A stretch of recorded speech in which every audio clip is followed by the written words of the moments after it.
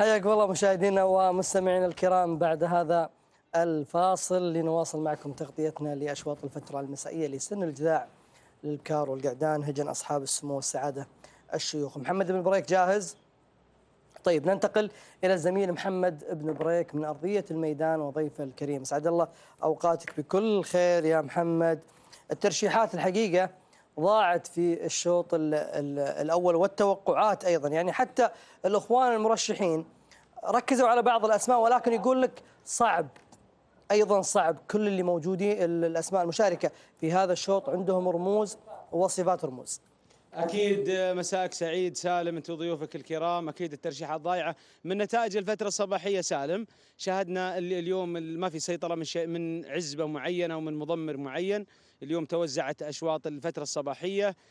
تعليقا بس بسيط على ضيفك الكريم أبو ذيب اللي يقول يمكن ما تنعكس الفترة الصباحية لاختلاف النوعيات. نعم، لكن أبو ذيب نوعيات هجن أصحاب السمو سعادة الشيوخ نوعيات ممتازة، سواء اللي بتشارك في الفترة الصباحية أو في الفترة المسائية. تختلف النوعيات عند أبناء القبائل وعند هجن العموم، ولكن هجن أصحاب السمو السعادة الشيوخ جميعها هجن ممتازة.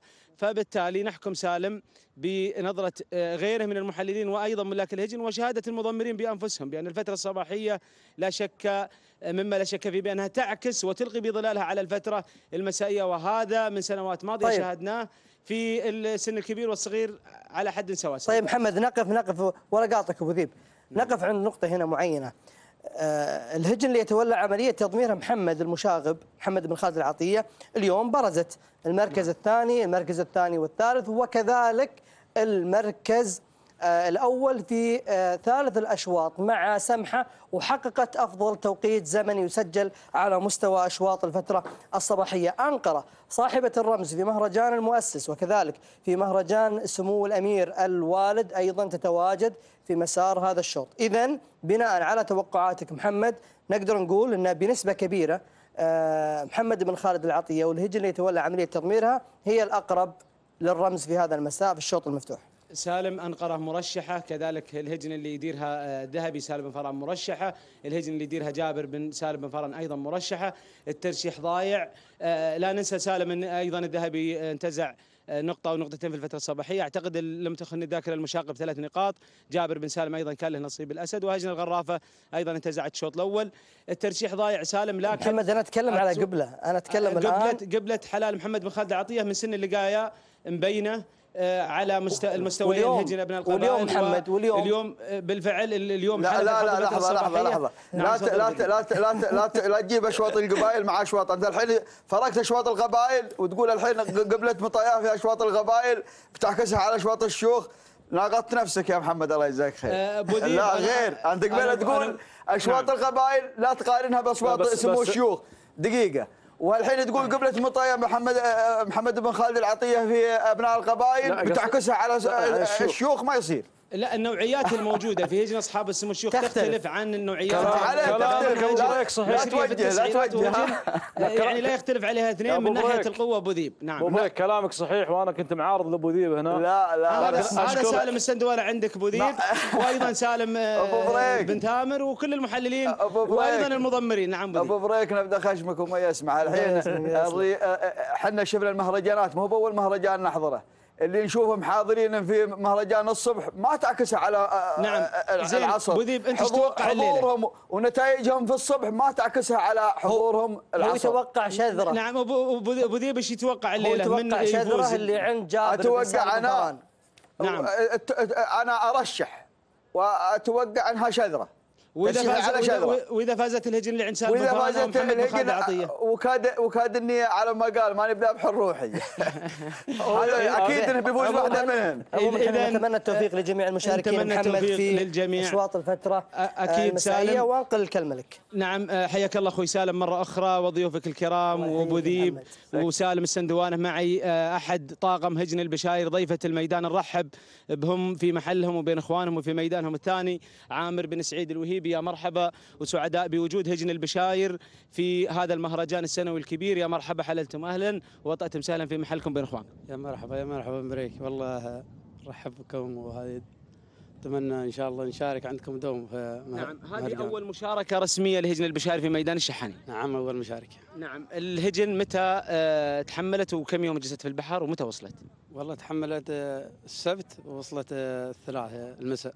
وصلت اول امس. اول امس. نعم، كيف استعدادات هجنكم اللي تشوفها؟ والله ان شاء الله مستعدات والتوفيق على الله. نعم، بس انتم الليله مشاركين فقط في شوط العمانيات. اي نعم. ومشاركين مشاركه كبيره وقويه بثلاث اسماء. وثلاث اسماء، ثنتين عند عبد الله بن طويرش وواحده عند خالد عبيد. هذه الهجن اللي موجوده خلفنا. اي نعم. يعني نتمنى لكم التوفيق. شنو انجازات الهجن اللي مشاركه في شوط العمان؟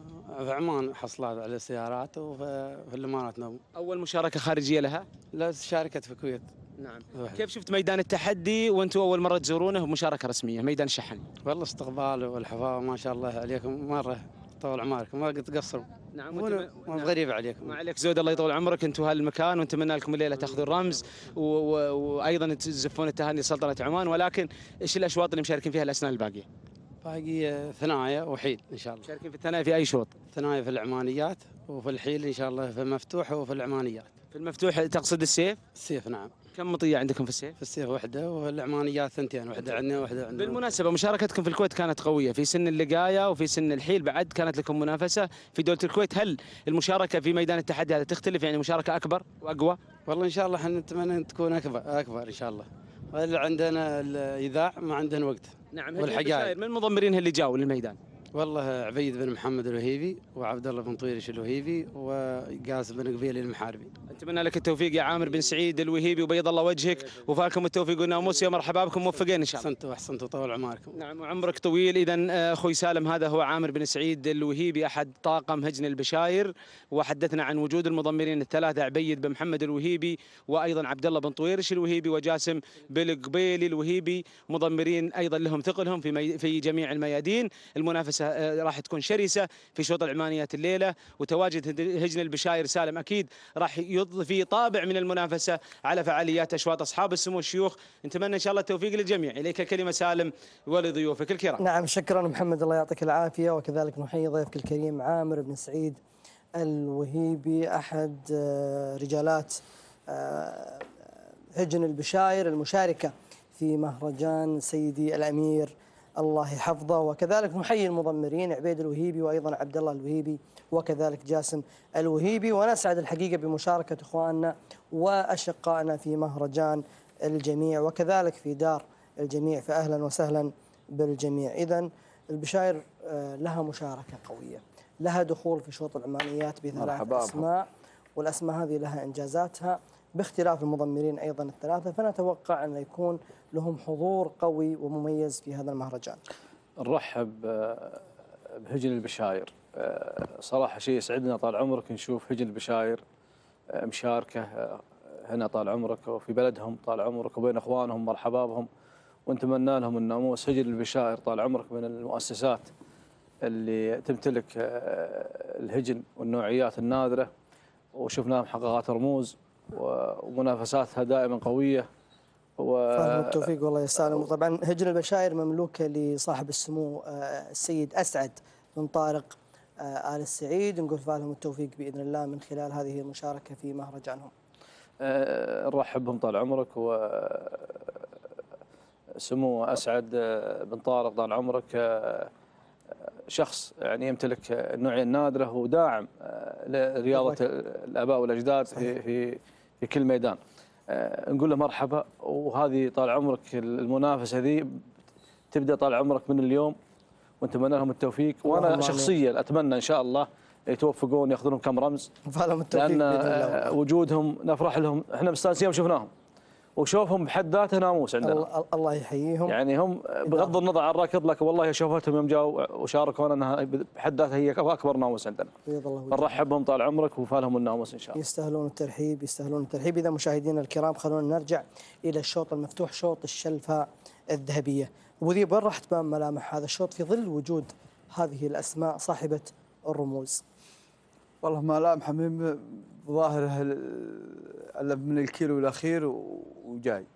كيلو الاخير؟ الكيلو الاخير بتبدا المنافسه في الشوط الاول. بتدخل الاسماء اللي نتوقع ان تكون تحت الرمز فيها، وبتدخل الاوامر.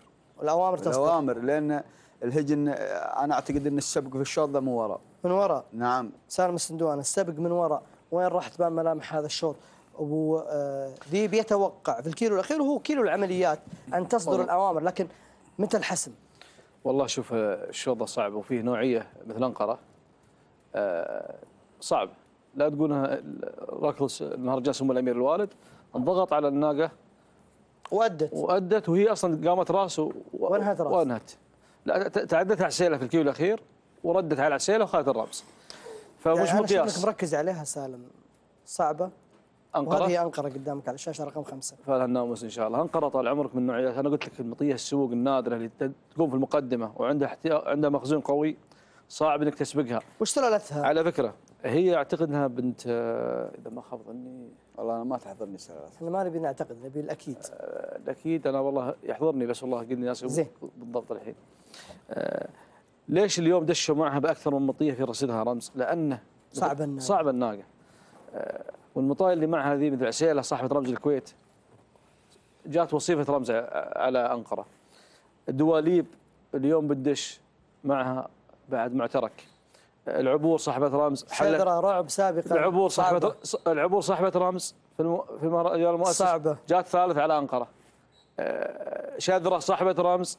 يعني شوف وافضل توقيت هي بالنسبه للانقره عبور وعسيله قد خاضت الشوط معهم وسبقتهم. اليوم ثنتين اللي ممكن اليوم نشوف منها منافسه على انقره. من؟ دواليب وشذره. يعني اليوم نفس اللي تكلمنا عنهم. اليوم هو بشوط انقره. ما نقول لا، بالعكس نقول صعب الشوط. صعب لكن ما راح تاخذه بالسهل. حتى لو اخذت انقره الشوط هذا ما راح تاخذه اللي بياخذ والله اللي بياخذه ما ماخذه بسهل. اللي انا اشوف اللي بتاخذه اليوم هي الجذاعه اللي ان شاء الله السنه الجايه في الموسم الجاي. نعم. في سن الثنايا هي بتكون نجمه الثنايا.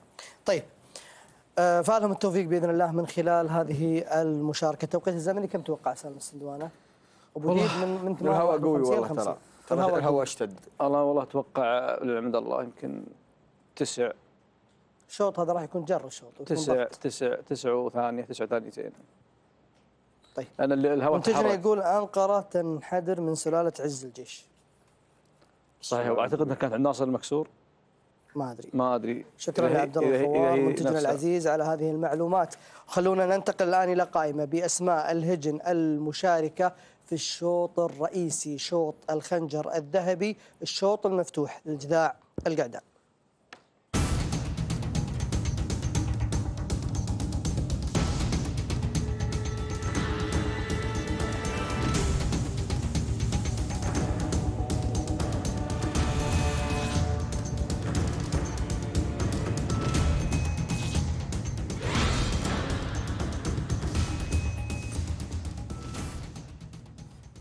عشرة أسماء في هذه القائمة حضرت لتنتزع الخنجر الذهبي. أبرز هذه الأسماء من ناحية الترشيحات هو النحاوي، ويقول مخرجنا العزيز الهوى قوي أيضا في أرضية الميدان، فقد يكون التوقيت أيضا صعب أنه يكون توقيت مميز. عموما النحاوي هو الأبرز في هذه القائمة. لهجن الشحانية ومع الذهبي سالم بن فاران المري، رشحة سالم السندوانة، غانم بن ذيب أبو ذيب بن رد الهاجري، سهيل الحبسي، وكذلك صالح الدعبة. ترشيحين على الزاك لهجن الشقب ومع مبارك وفهد المهندي يرشحون الانتزاع الرمز. ترشيح واحد مع فلج هجن الشحانية راشد السعدي، ومع شبل المضمرين جابر بن سالم بن فاران المري. ترشيحكم على النحاوي تقريبا هو الأبرز في القائمة، 4 ترشيحات. الشوط صعب جدا، فيه 10 جذاع قعدان. احنا شفنا أقوى منافسة شفناها في سن الجذاع كانت بين النحاوي والزاك في مهرجان سمو الأمير الوالد. الاثنين يمكن آخر كيلو ما قدرت. هذا الدواليب يا سالم ترشيحك ما شاء الله.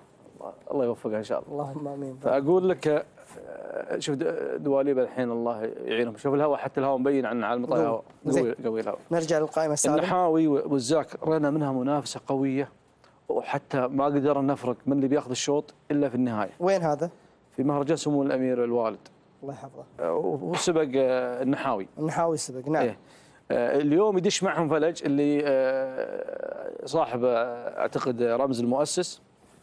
هو صاحب رمز المؤسس. ما شارك في مهرجان سيدي الامير الوالد؟ اعتقد شارك، واعتقد حل وصيفه سياره. نعم. او اخذ سياره. عندك الزاك وطاووس هي ابرز الاسامي الموجوده عند هجن الشقب. الزاك حصل على المركز الثاني وصيف رمز. ولا قاطك سالم، هذا ترشيح غانم. هاي شذره، هذه شذره اللي هي رعب.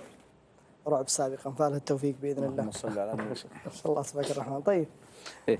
فعندك الزاك حاصل على المركز الثاني، والطاووس ما يستهان فيه اليوم.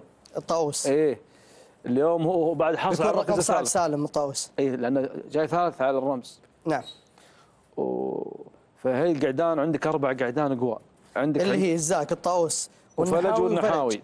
يعني اتوقع المنافسه راح تكون بين الاربعه سالم. انا اتوقع عاجل وعز ووريد عند هجن الشقب بيستخدمونها للضغط، لخدمه الزاك والطاووس. بعدي ومبدي عند محمد بن خالد العطيه بعد الضغط. دكاك لا، دكاك المنافسه على الرمز. دكاك عند محمد بن خالد العطيه. محمد بن خالد العطيه اتوقع بيكون هو بعد شكل خطوره على الرمز. 5 اسماء. 5 اسامي. نعم 5 اسماء ابو ذيب. والله ابرز الموجودين ما يخفى على الجميع انه النحاوي، لكن هجن الشقب مستهدفه الرمز هذا. الشقب. اي نعم. دخولها ب5 اسماء. دخولها ب5 اسماء بوصيف النحاوي الزاك والطاووس هو الاقوى. كل ابوهن قويات، لكن الاعتماد بعد الله على الزاك. على الزاك عندهم. نعم يعني يمكن يكون الطاووس في خدمه الزاك ابو ذيب. انا اقول لك ان مشهد الشوط هذا بالذات على موقع النحاوي في الانطلاقه. شلون؟ اذا كان ان النحاوي جاء في مصيده هجن الشقب في استهدافهم، راح يستهدفونه مباشره وراح يدفعونه وراح تكون منافسه. اذا ان ارتفع الستارت وزلت هجن الشقب عن النحاوي، والنحاوي كان لا ما راح قدام، كان في تاخر التاخره اللي معتادين انه مو هو بيدفع قدام بخدمه، وهو مساره في نص الشوط، مساره لا بيروح يمين ولا بيروح يسار، فراح يكون الشوط شوط النحاوي. لكن اذا طاح في استهداف هجن الشقب راح يكون في منافسه قويه. اذا ما صادوه في الاندفاع، في الاندفاعات الشوط، وكان على حياد في النحاوي صعب. هو سهل انهم يستفزونه ابو ذيب؟ سهل، اي مطيه سهل انك تستفزها اذا بتشتغل عليها من البدايه. شوف موقع المطيه هو اللي يكمن في استهدافها. صحيح. اذا ان القعود انه يوم ارتفع الستارت انه انعزل من الحلال، هو طبيعه ركضه ياخر، مو هو لا بياخر ولا بيقوم قدامه، وصعب انك تستفزه. يعني ما يدفع في البدايه، ما يدفع في البدايه. نعم. لكن ان كانهم جات هجنهم في مقربه منه، في مقربه انهم يستهدفونه، راح يدفعونها معهم. نعم قدام. الان وراح يكون في منافسه اصبحت واضحه. ابو ذيب يقول النحاوي ما يدفع في المقدمه، ولكن اذا دفع في المقدمه راح يكون مستهدف من هجن الشقب وراح يضغطون عليه، وهذا راح يستنزف طاقته في مسار هذا الشوط، وهنا يكون الزاك هو الاقرب لانتزاع رسم الشوط على موقع النحاوي، على موقع النحاوي. ولكن اذا كان النحاوي في موقعه المعتاد في نص الشوط تقريبا ما يدفع، لا يتاخر ولا ومتخلص من هجن الشقب، يدفع راح ينتزع الرمز. نعم. طيب راح نتابع تخطيط هذا الشوط بناء على ما وضح لنا ابو ذيب من مسار لهذا الشوط. خلوني الآن أذهب إلى قائمة بأسماء الهجن المشاركة في شوط العمانيات اللقاية الجذاع البكار.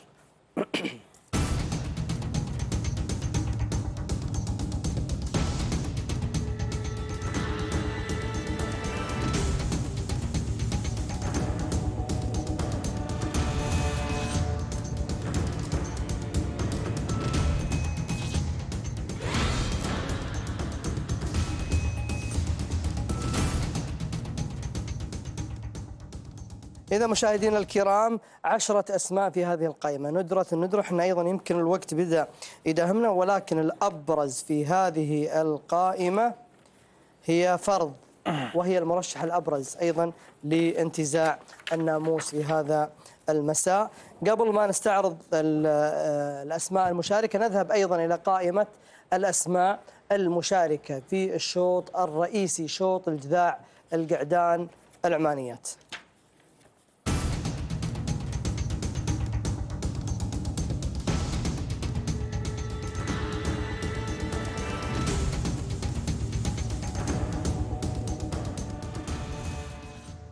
إذن أيضا 10 أسماء في هذه القائمة أتت لتنتزع الخنجر الفضي. أبرز الأسماء هجام لهجن الشحانية مع جابر بن سالم بن فران المري، هو الأبرز في هذه القائمة. وهناك ترشيح آخر على الراوي من سالم السندوانة وأيضا السهيل الحبسي. أرجع الفرض أبو ذيب. فرض طال عمرك ترشح صاحبة الرمز في الأمير الوالد، ولا ننسى مهرجان سمو الأمير الوالد. سمو الأمير الوالد، ورشفه صاحبة الرمز في مهرجان المؤسس، والكايدة ثانية بعد على الرمز. وفيه هجن البشاير موجودة هنا، هجن البشاير وغاية. نعم. عند عبد الله بن طويرش الوهيبي، وهذا من أشرس المضمرين في الخليج. عبد الله بن طويرش الوهيبي يستاهلون، شفنا له حضور في المهرجانات، ومن المضمرين الشرسين جدا، اللي إذا كان عنده العينة الممتازة راح تشوفها في الكادر العلوي. فله التوفيق. طيب من الأخطر على فرض أبو ذيب؟ والله فرض بتكون الخطورة على فرض من رشفة ومن البشاير. الهجن البشاير اعتقد ان الاسم هذا اكيد اسم ما حط، وبعدين لان المؤسسة قوية والمضمرين اقوياء. طيب سالم الاخطر على فرض؟ رشفة. إذا أيضا سالم السندوانة وأبو ذيب يتوقعون رشفة عبد المشاغب محمد بن خالد العطية ولمؤسسة هجن الشحانية. وأتوقع البشاير من هجن البشاير، والبشاير أيضا من هجن البشاير. إذا 3 أسماء في ظل وجود 11 اسم. فرض، رشفة، البشاير، ولكن الأبرز هي فرض التي قد تفرض سيطرتها على مسار هذا الشوط. رشحت الراوي مع جميع الترشيحات ذهبت تقريبا مع هجام. أنت وسهيل سالم، إنجازات الراوي صاحب رمز في مهرجان سمو الأمير الوالد، وجايب 9 دقائق صافي. 9 دقائق بالوفاء والتمام. تمام وبدون أوامر. توقيت زمني مميز. الراوي من القعدة اللي شفناها ركضها قوي وأداها قوي، وبناء على المعطيات اللي شفناها منه في المهرجان السابق حكمنا عليه. هجام هو صاحب الرمز في مهرجان بس هذا الراوي أول مرة يخوض الرمز مع هجن الشيوخ. وبرق موجود، وبرق صاحب الرمز المؤسس، وبرق صاحب رمز المؤسس والعصا في البطان. وتوقيت الزمني يحضرك أبو ذيب؟ لا والله ما يحضرنا توقيته، لكن برق وهجام والراوي هذول محققات رموز وعصيهم. توقيت هجام 9 و5 و6 في المؤسس. اي نعم. وتوقيت فرض كم؟ 9 و5 ولا 9 و3 هجام؟ 9 و10 هجام. 9 و5 ولا 9 و5 صح؟ 9 و5 هجام. نعم. إذا المنافسة راح تكون بين الراوي وهجام فقط في مسار هذا الشوط. سالم السندوانة ما نستبعد برق. وينه؟ برق نعم. راعي رمز المؤسس. وفشة الديبل اعتقد بعد عند هجن الشقب. فشة الديبل عند هجن الشقب. بعد برق وكشاف من القعدان بعد اللي خطيرة. برق وكشاف. وعندك هجن المرقاب مع مشكور. نعم المرقاب مع مشكور. وعندك الشيخ سعود بن فهد بن عبد العزيز، بعد عندك وعود اسمه الريان. وكذلك سعادة الشيخ عبد الرحمن بن عبد الله. نعم كلهم ما يستهان فيهم، لكن احنا نقول الابرز اللي احنا شفناهم برق وهجام والراوي. كشاف ذكرته. وصيف رمز في اي مهرجان؟ اعتقد في المؤسسه في او وصيف هجام. لكن هجام صعب جدا اليوم. هجام صعب جدا. والراوي اول يوم ينتقل لمنافسات مؤسسات هجن اصحاب السمو. كان في الشعب، فمركاض الشعب يفرق عن مركاض اصحاب السمو. يعني فيه فرق. بمعنى راح يكون بمعنى ان هو المستوى راح يكون في مستواه ان شاء الله، او يمكن يزيد حتى عن مستواه، لكن فيه منافسه هنا، فيه عينه ممتازه مثل عينه الراوي موجوده. يمكن اكثر العينات اللي موجوده هنا ما حصلها الراوي في اشواط الشعب. طيب وحتى شذره بعد. وشذره نعم. في شوطه ما عينتها في شوطه. ما اقول لا، انا ما اقول لا. فلذلك نتوقع ان تكون منافسه في الشوطين ما فيها كلام. انت مثل شذره ومثل الراوي اليوم يخوض اول ورشح شذره، عشان كذا بس ما رشح الرابع عشان كذا. لا ما هو لا، شوف هو انت لا تربط ترشيحي بترشيحي، يعني اني رشحت شذره اني ماني مرشح هو ذكرنا بيكون في مستواه اعلى بعد الراوي. حتى شذره ما هو مخللها الطريق، لكن شذره تختلف بتوقيتها الزمني. والراوي لكن الراوي يقوم ابغى توقيت. وشذره اللي جات عليها وصيفه موجوده في الشوط. لا هي موجوده. لا جرعه هذيك جرعه حطمت التيم امس. بس حطمت التيم جرعه وهي ماخذ الثاني حطمت التيم على رعب. لكن الراوي سيره راح يكون مستهدف. نعم، فالهم التوفيق باذن الله. وخلونا مشاهدينا الكرام ننتقل الى ارضيه الميدان لنتابع هذه الانطلاقه.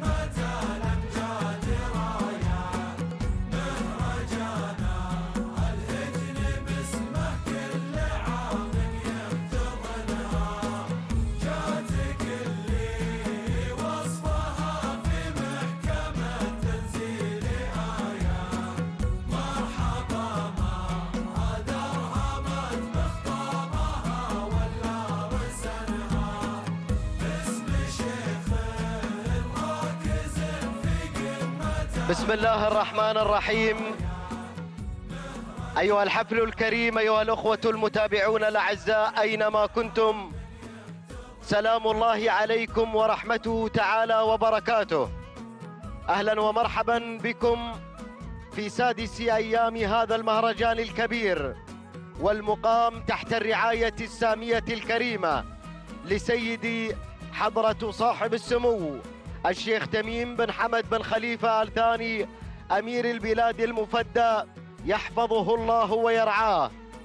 نحييكم في هذا اليوم الخميس الموافق للرابع من شهر أبريل للعام 2019 للميلاد، في تحديات يشهدها ميدان الشحانية على رموز الذهب، على رموز 4 ذهبية سوف تكون لسن الجذاع، في مشاركة قوية لشعارات أصحاب السمو والسعادة الشيوخ. نرحب بكل الحاضرين، نرحب بمشاهدينا الكرام عبر قناة الريان الفضائية، عبر قناة الكأس الرياضية، عبر كل وسائل الإعلام التي تراقب هذا الحدث البالغ الأهمية. الشوط الأول هو شوطنا الرئيسي، شوط الجذاع البكار المفتوح، شلفة ذهبية في انتظار الفائز بالمركز الأول. إذن في انتظار لحظات الانطلاق لبداية هذا التحدي المنتظر، لبداية هذا الشوط الذي يسحر الألباب وتشخص إليه كل الأبصار. شوط يضم في داخله 11 اسما تحمل في أرصدتها الرموز، تحمل في سيرها الذاتية تاريخا يسطر بأحرف من ذهب. كل الأمنيات بالتوفيق لكل الأسماء التي انطلقت في هذه الأثناء. بسم الله وعلى بركة الله. أيها الحفل الكريم، أيها الأخوة الأعزاء أينما كنتم، على بركة الله وتوفيقه ينطلق مشاهدينا الكرام شوطنا الأول، الشوط الرئيسي، شوط الشلفة الذهبية بمشاركة 11 اسما هي الخزامة، زلزلة، جود، أنقرة ومفاوضة، قرطبة، شذرة، بيان والعبور. دواليب وعسيلة في كل اسم من الأسماء التي نطقت بها تاريخا يروى وقصصا من قصص الإنجاز والإبداع. هذا هو شوطنا الأول، الشوط المفتوح بمشاركة هذه الشعارات الكبيرة: شعار هجن الشحانية، شعار هجن الشقب، والكل هنا يطمح لمعانقة اللقب من فطاحلة المضمرين، من جهابذة التضمير. أبدأ مباشرة في إزاحة الستار، في كشف النقاب عن الأسماء التي تنطلق في هذا الشوط الذي تحضر فيه الإثارة لتبلغ أقصى درجاتها على مستوى منافسات سن الجذاع. مباشرة أتقدم مع المركز الأول. يا سلام يا سلام، وكما هو المتوقع هذه أنقرة تنطلق مشاهدينا الكرام، أنقرة إلى السيطرة، إلى الصدارة، أنقرة لهجن الشحانية يقودها في عملية التضمير محمد بن خالد العطية، ينخطف المركز الأول والدخول على أنقرة. مشاهدينا ومتابعينا الكرام من عسيلة التي تتسلل وتتقدم الآن لتكون خاطفة للصدارة، خاطفة للمركز الأول. عسيلة إذن لهجن الشحانية، سالم بن فاران المري مضمرا لها الذهبي يحضر في منافسات الذهب. أنقرة مرة أخرى تعود إلى المركز الأول وكأنها تقول بلسان الحال: أنا لها، نعم الصدارة أنا لها والرمز أنا له. إذن مشاهدينا ومتابعينا الكرام، محمد بن خالد العطية يدفع بأنقرة لتكون على رأس الترتيب، على رأس الهرم. المركز الثالث أتابع بيان تتقدم الآن ليكون البيان باسمها، بيانا فصيحا جريئا قويا. بيان في المركز الثالث لهجن الشحانية يقودها في التضمير المضمر الشبل جابر بن سالم بن فاران المري. أما المركز الرابع أتابع هنا دواليب لهجن الشحانية بقيادة الذهبي سالم بن فاران المري، الاسم الذي كان عليه الترشيح الأكبر في ليلة البارحة. هذه دواليب هجن الشحانية تتحرك في المركز الرابع. أما المركز الخامس تتقدم إليه شذرة بالرصيد القوي، بالرصيد الكبير. هذه شذرة كحد الشذرة تنطلق الآن في المركز الرابع لهجن الشحانية، يقودها في عملية التضمير الشبل جابر بن سالم بن فاران المري. هو شوط رئيسي، شوط مصنف تصنيف الأبطال. وفي هذه اللحظات يسرني أن أرحب بسعادة الشيخ حمد بن جوعان بن حمد بن خليفة آل ثاني وأشقائه الكرام الشيخ خليفة بن جوعان والشيخ تميم بن جوعان الذين يشرفوننا في هذه الأثناء بحضورهم وتواجدهم لمتابعة أشواطنا الرئيسية. مرحبا بكل أصحاب السمو والشيوخ، مرحبا بكل المشاهدين الأعزاء، حيث هنا ننطلق في مجريات الشوط الأول. وما زالت الصدارة، ما زالت الأمور هنا لمصلحة أنقرة. المشاغب محمد بن خالد العطية يبحث عن الرمز بعد تألق صباحي شاهدناه من هجن الشحانية، الهجن التي يشرف عليها هذه أنقرة بالمقدرة، بالرصيد القوي. تنطلق في المركز الأول، عزمها عزم لا يلين، إصرارها يتجلى في يوم التجلي، حضورها باهي، انطلاقتها رائعة. هذه أنقرة إذن في المركز الأول تحدث الشوشرة على الأسماء المشتركة. انطلاقتها انطلاقة الرئيسية، حضورها حضور رسمي في يوم التحدي. المركز الثاني هنا الضغط يأتي من بيان التي تواصل ضغطها، تواصل تقديم الامتحان هنا في هذا الاختبار الصعب. بيان لهجن الشحانية يدفع بها المضمر الشبل جابر بن سالم بن فاران المري. ثالثا عسيلة تتحرك هنا، ما زالت في وضع التهدئة، ما زالت ذهبي ضابطا للأمور في ثالث المراكز. يدفع بعسيلة في المركز الثالث. المركز الرابع تصل شذرة، ولمعلوماتكم شذرة هي صاحبة رمز حققته في القريب هناك في مهرجان سيد الأمير الوالد، حققت شلفة فضية وتبحث عن شلفا ذهبية في هذا اليوم. هذه شذرة تتحرك الآن بالسرعة الكبيرة، ما شاء الله، شذرة لهجن الشحانية. الشبل جابر بن سالم بن فاران المري في التضمير، المركز الرابع. تتقدم دواليب لهجن الشحانية يدفع بها الذهبي سالم بن فاران المري. المركز الخامس تتقدم قرطبة لهجن الشحانية يدفع بها المشاغب محمد بن خالد العطية في تكتيك من أجل الضغط على الأسماء القوية المرشحة. دواليب الآن تصل، إذا معركة منتظرة، معركة تلوح في الأفق القريب هنا بين أنقرة، بين دواليب، اسمين مرشحين، اسمين قويين. الآن مشاهدينا ومتابعينا الكرام يهتز أرجاء الميدان بحضور دواليب بصدارة أنقرة. هنا مشاهدينا أنقرة على الصدارة، أنقرة ما زالت فارضة سيطرتها، ما زالت تقول القرار قراري وقرارها قرار ساري المفعول، تقوض كل الصلاحيات لمصلحتها لتكون صلاحية الصدارة، صلاحية المقدمة باسم أنقرة، باسم المشاغب محمد بن خالد العطية. هذه أنقرة في المركز الأول، تتقدم شذرة في المركز الثاني لتنسف المعادلة ولتقلب الطاولة وتقول أنا هنا، أنا هنا، أنا هنا. هذه شذرة في مركز الوصافة، أنقرة ما زالت على المركز الأول، أنقرة على الصدارة من الترتيب الأول. هل ستبقى في هذا الترتيب؟ هل ستبقى في هذه المكانة؟ الآن يتغير الترتيب، تتغير المكانة لتكون مع شذرة التي انطلقت، التي تحركت في المركز الأول. أنقرة في المركز الثاني، أنقرة وشذرة، اسمين كبيرين.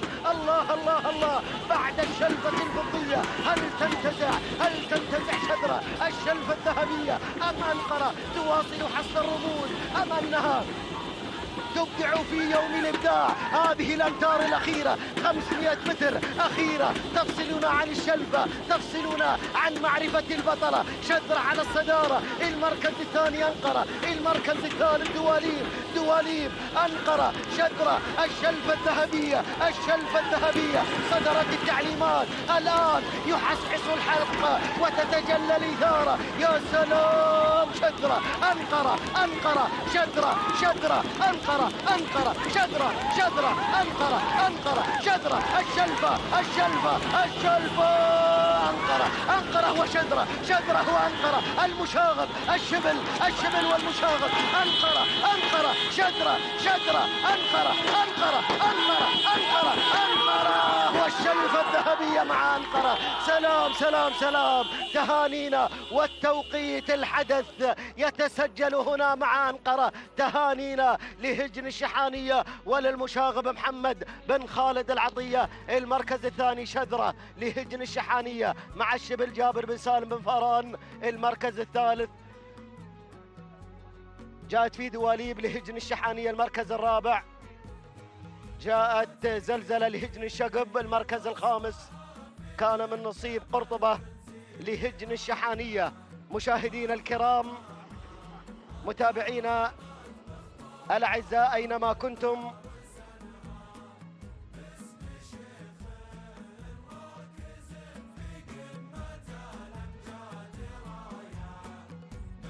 حفلنا الكريم هكذا هي المنافسة الرائعة، هكذا هي المعركة الطاحنة التي جمعت الجداع في شوط كان فيه الإمتاع، وكان الإبداع عنوانا رئيسيا لهذا الملتقى ولهذا الجمع الكبير. أنقرة وشذرة، شذرة وأنقرة، وجهان تنافسان على الصدارة، تنافسان على انتزاع الشلفة الذهبية، إلا أن أنقرة هي من سجلت هذا التوقيت الممتاز. 8 دقائق 45 ثانية، 8 أجزاء من الثانية، توقيت ممتاز لم يسجل في هذا الموسم. تهانينا لهجن الشحانية والتهنئة للمضمر محمد بن خالد العطية الذي قادها إلى هذا الانتصار. بينما المركز الثاني كان من نصيب شذرة التي قدمت أداء استثنائيا. 8 دقائق 45 ثانية 9 أجزاء من الثانية. تهانينا والناموس لهجن الشحانية وللمضمر الشبل جابر بن سالم بن فاران المري. أما المركز الثالث فجاءت فيه دواليب وتوقيتها 8 دقائق 49 ثانية 8 أجزاء من الثانية. تهانينا والناموس لهجن الشحانية وللمضمر سالم بن فاران المري.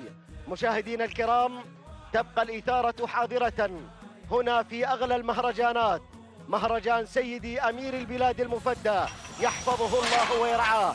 هذا هو ثاني الأشواط والخنجر الذهبي بصوت الزميل محمد بن بريك المري في منافسة الجذاع القعدان المفتوح. شكرا للأستاذ سعد بن متلع. بسم الله الرحمن الرحيم. مشاهدينا الأعزاء والحفل الكريم، السلام عليكم ورحمة الله تعالى وبركاته، وأسعد الله مساءكم بكل خير. نحييكم من هنا من أرضية ميدان الشحانية لسباقات الهجن العربية الأصيلة. نحييكم في هذا المهرجان السنوي لسباقات الهجن العربية الأصيلة، هذا المهرجان الذي ينطلق بالتوجيهات والأوامر الكريمة والسامية من سيدي حضرة صاحب السمو الشيخ تميم بن حمد آل ثاني أمير البلاد المفدى يحفظه الله ويرعاه. عنوان هذه الأمسية وهذه الليلة التاريخية بهذه الرموز الذهبية هو التوقيت الحدث الذي يشهده وتشهده أرضية ميدان التحدي في هذا المساء. وينطلق مشاهدينا الأعزاء أيها الحفل الكريم.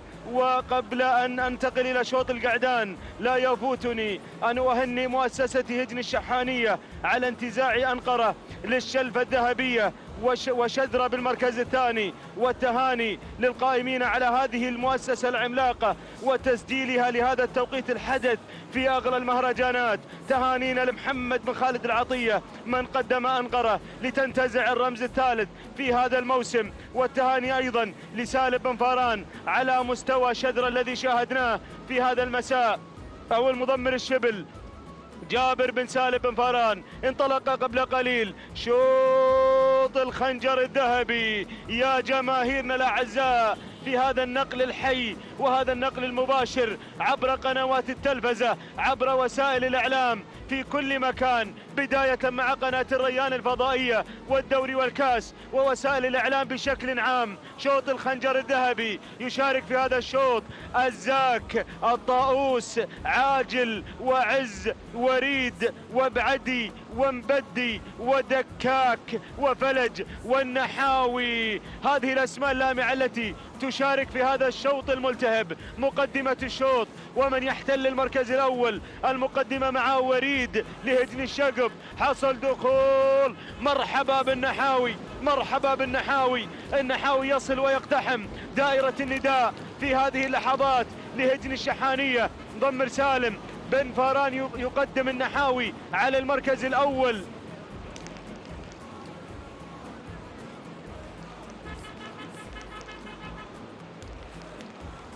إذن مشاهدينا الأعزاء، النحاوي لهجن الشحانية مع سالم بن فاران على المركز الأول من أقوى المرشحين لاختطاف الخنجر الذهبي في هذا المساء في هذه الليلة. المركز الثاني ينطلق عاجل لهجن الشقب، مضمر الهادي سعيد بن عبد الهادي الشهواني. ننتقل إلى المركز الثالث ومن يتقدم الزاك يصل لهجن الشقب، مضمر سعيد بن عبد الهادي الشهواني. يقدم الزاك على المركز الرابع في شوط غير اعتيادي وغير هادي يا الهادي. ننتقل إلى المركز الرابع، يصل مبدي لهجن الشحانية، يضمر مبدي مضمر أنقرة من قدم أنقرة في الشلفة الذهبية الليلة محمد بن خالد العطية يتابع مبدي على المركز الرابع. ننتقل إلى المركز الخامس، وريد لهجن الشقب مضمر سعيد بن عبد الهادي الشهواني يتابع وريد من يحتل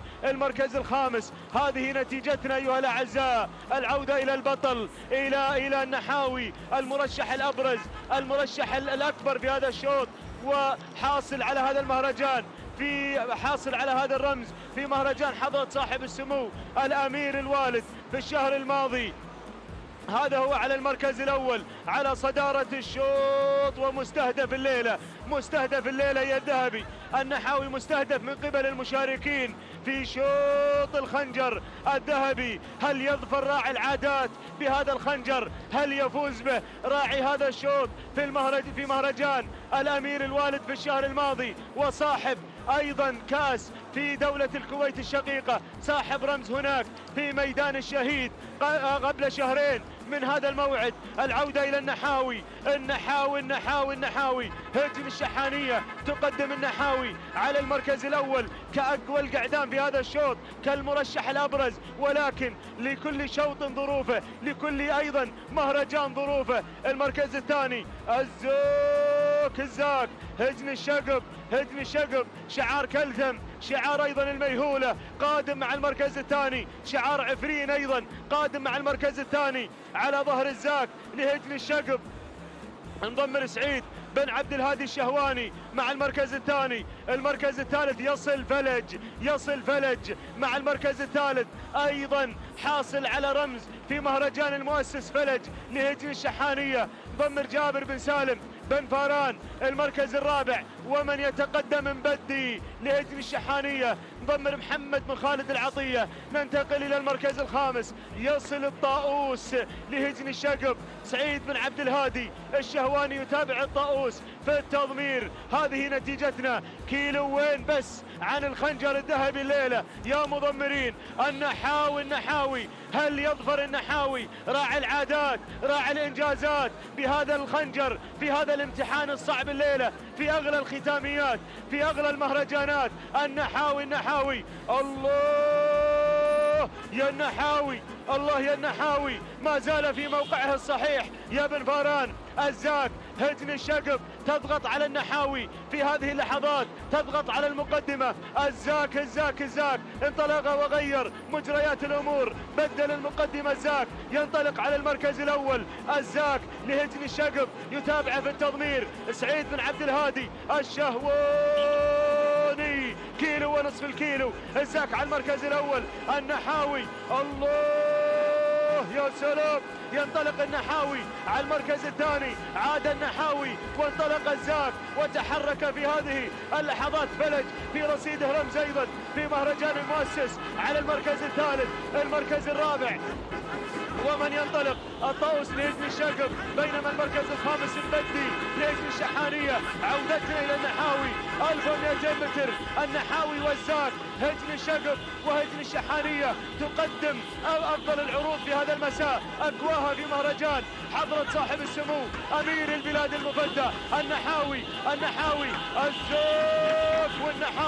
الزاك والنحاوي الخنجر الذهبي يصل فلج على المركز الثالث، ولكن النحاوي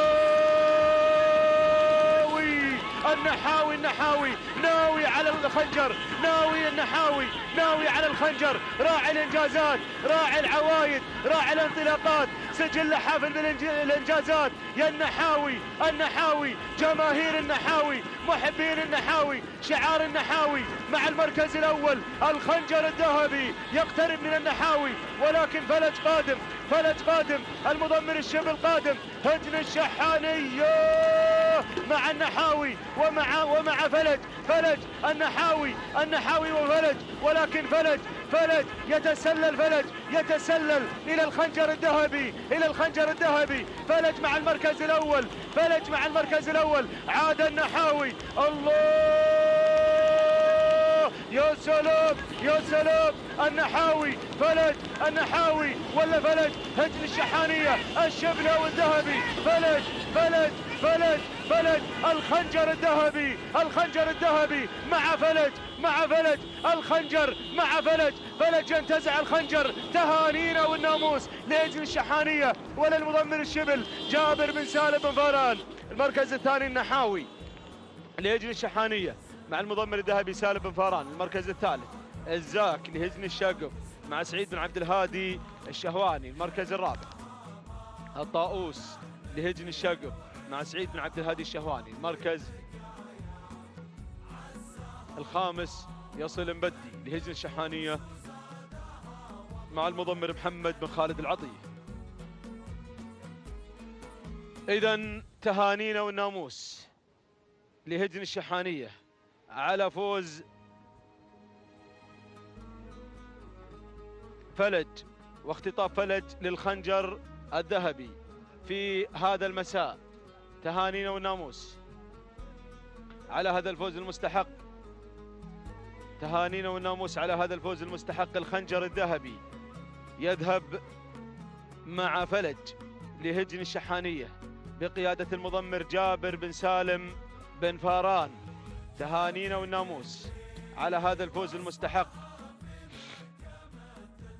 الخنجر الذهبي يختطف فلج بعد معركة من النحاوي ومن الزاك، ولكن فلج يثبت بأنه الأقوى في الشوط المفتوح في هذا المهرجان. يصل إلى خط النهاية قاطعا مسافة 6 كيلومترات في توقيت زمني 8 دقائق 52 ثانية 9 أجزاء من الثانية. وتوقيت فلج. تهانينا وناموس لهجن الشحانية. التهاني موصولة للمضمر الشبل جابر بن سالم بن فاران. تهانينا وناموس يا الشبل. المركز الثاني يصل النحاوي، وما قصر النحاوي، قدم عرض يشكر عليه، قطع المسافة في 8 دقائق 53 ثانية جزئين من الثانية. التهاني والناموس لهجن الشحانية على فوز النحاوي بالمركز الثاني، وتهانينا للمضمر الذهبي سالم بن فاران.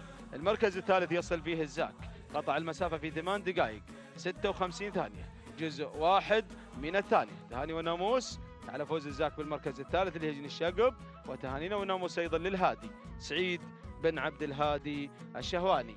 شوط العمانيات والشلفة الذهبية تستعد للانطلاقة. حين الكلمة والنقل للزميل مطلق بن علي العنبي.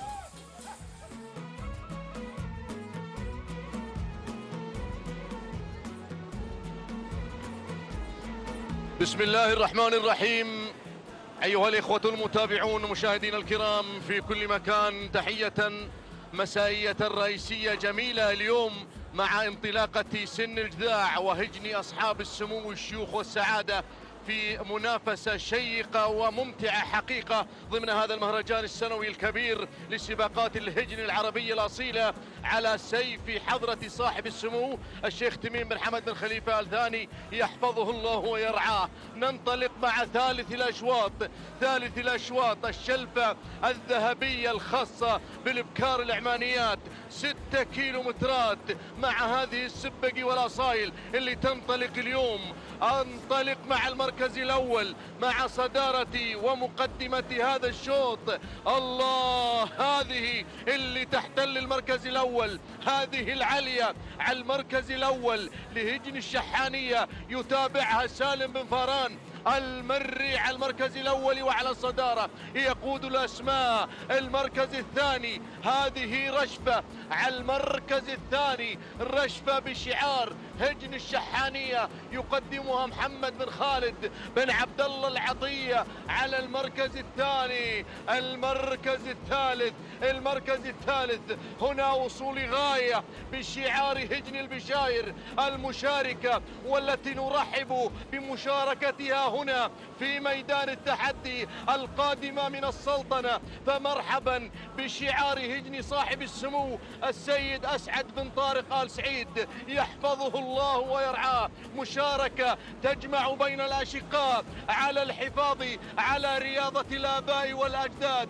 نتمنى التوفيق للجميع إن شاء الله. نعود إلى المركز الرابع اللي غيرت إلى المركز الثالث وفي طريقها إلى المركز الثاني وهي الحذرة بشعار هجن الشحانية، الشعار الأدعم. وهنا محمد بن خالد بن عبد الله العطية في المتابعة والتضمير. المركز الثالث كما أسلفت العليا لهجن الشحانية مع سالم بن فاران المري، ورابعا أيضا يقدمها سالم بن فاران المري مع فرض. مرحبا بفرض على المركز الرابع، على المركز الرابع حاملة للشعار الأدعم الخطير على المركز الرابع. وهنا سالم بن فاران يقدمها. المركز الخامس، المركز الخامس البشاير، وخطير البشاير لهجن البشاير، وبمتابعة عبد الله بن طويرش الوهيبي اللي يقدمها ويقدم صاحبة المركز الأول كمتابعة لهذا الشعار العملاق أو المركز الثاني. هذه الأسماء متابعينا مشاهدينا الكرام، 5 أسماء تنطلق وتندفع في هذه المنافسة الشيقة، في هذا المعترك الكبير، في هذا اليوم المميز الخاص بالأشواط الرئيسية ورموز الذهب. الله، مضمر أنقرة، مضمر أنقرة يتابع صاحبة المركز الأول هو محمد بن خالد بن عبد الله العطية، يتابع الحذرة على المركز الأول، يتابعها ويطمح المشاغب بتحقيق رمز آخر. الله، المركز الثاني، المركز الثاني غاية على المركز الثاني لهجن البشاير بمتابعة عبد الله بن طويرش الوهيبي. المركز الثالث، المركز الثالث والرابع، المركز الثالث والرابع العليا، ورابعا فرض، كلاهما بالشعار الأدعم الخطير المثير الكبير، يتابعهما سالم بن فاران المري. المركز الخامس، المركز الخامس شعار هجن البشاير مع البشاير وعبد الله بن طويرش الوهيبي في المتابعة والتضمير. هذه النتيجة متابعينا مشاهدينا الكرام، وهذا هو شوط الشلفة الذهبية، وهذا المعترك الكبير الذي يبحث من خلاله مضمري هجن أصحاب السمو الشيوخ والسعادة على خطف رمز ذهبي اليوم، رمز جميل له نكهة خاصة وطعم مختلف لكونه يحمل اسم أمير البلاد المفدى يحفظه الله ويرعاه. هيا أيها المضمرون، هيا إلى الذهب، إلى الشوط الذهبي. يا سلام، الحذرة على المركز الأول، الحذرة بشعار هجن الشحانية على مقدمة الشوط، يتابعها محمد بن خالد بن عبد الله العطية على المتابعة والتضمير. المركز الثاني القادم الحال هنا العليا، ديروا بالكم من العليا اللي على المركز الثاني، العليا على المركز الثاني، وصيفة الشلفة الذهبية في سباق المؤسس حاضرة هنا حاملة للواء المنافسة مع هذا المسار. بدأ الصراع، بدأ التكتيك مع هذا المسار بعد لوحة 3 كيلومترات. بدأت هجن البشاير بتقديم لمسات فنية مميزة مع هذا الشعار الكبير، الشعار الغالي، الشعار الحاضر من السلطنة. الله، فرض على المركز الثاني، انطلقت فرض، وصلت العقلة على المركز الثالث. المركز الرابع وصلت رمز لهجن البشاير، ها هو عبيد بن محمد الوهيبي حاضر من السلطنة، قادم مع هذا الشعار الكبير، منطلق طامح في هذا الشوط الخاص بالعمانيات. بدأ الصراع، بدأ النزاع، بدأ الإقلاع مع هذه السبق عند لوحة 1.5 كيلو الكيلو عن الشلفة، عن الشلفة. الله، أبناء السلطنة، شعار هجن البشاير، مرحبا بهذا الشعار، مرحبا بهذا الشعار الخطير. هجن البشاير قدمت اسمين، ها هو الوهيبي عبيد بن محمد الوهيبي الهيبي، وهذا هو عبد الله بن طويرش. المنافسة الشيقة، المنافسة الرائعة، هجن البشاير القادمة للذهب، القادمة للذهب. الله، طرد قادمة بشعار هجن الشحانية. الذهبي يبحث عن الذهب. المركز الرابع رشفة لهجن الشحانية، ولكن المركز الأول والثاني شعار هجن البشاير. هذا هو الشعار الغالي الحاضر المشارك مع هجن أصحاب السمو والشيوخ.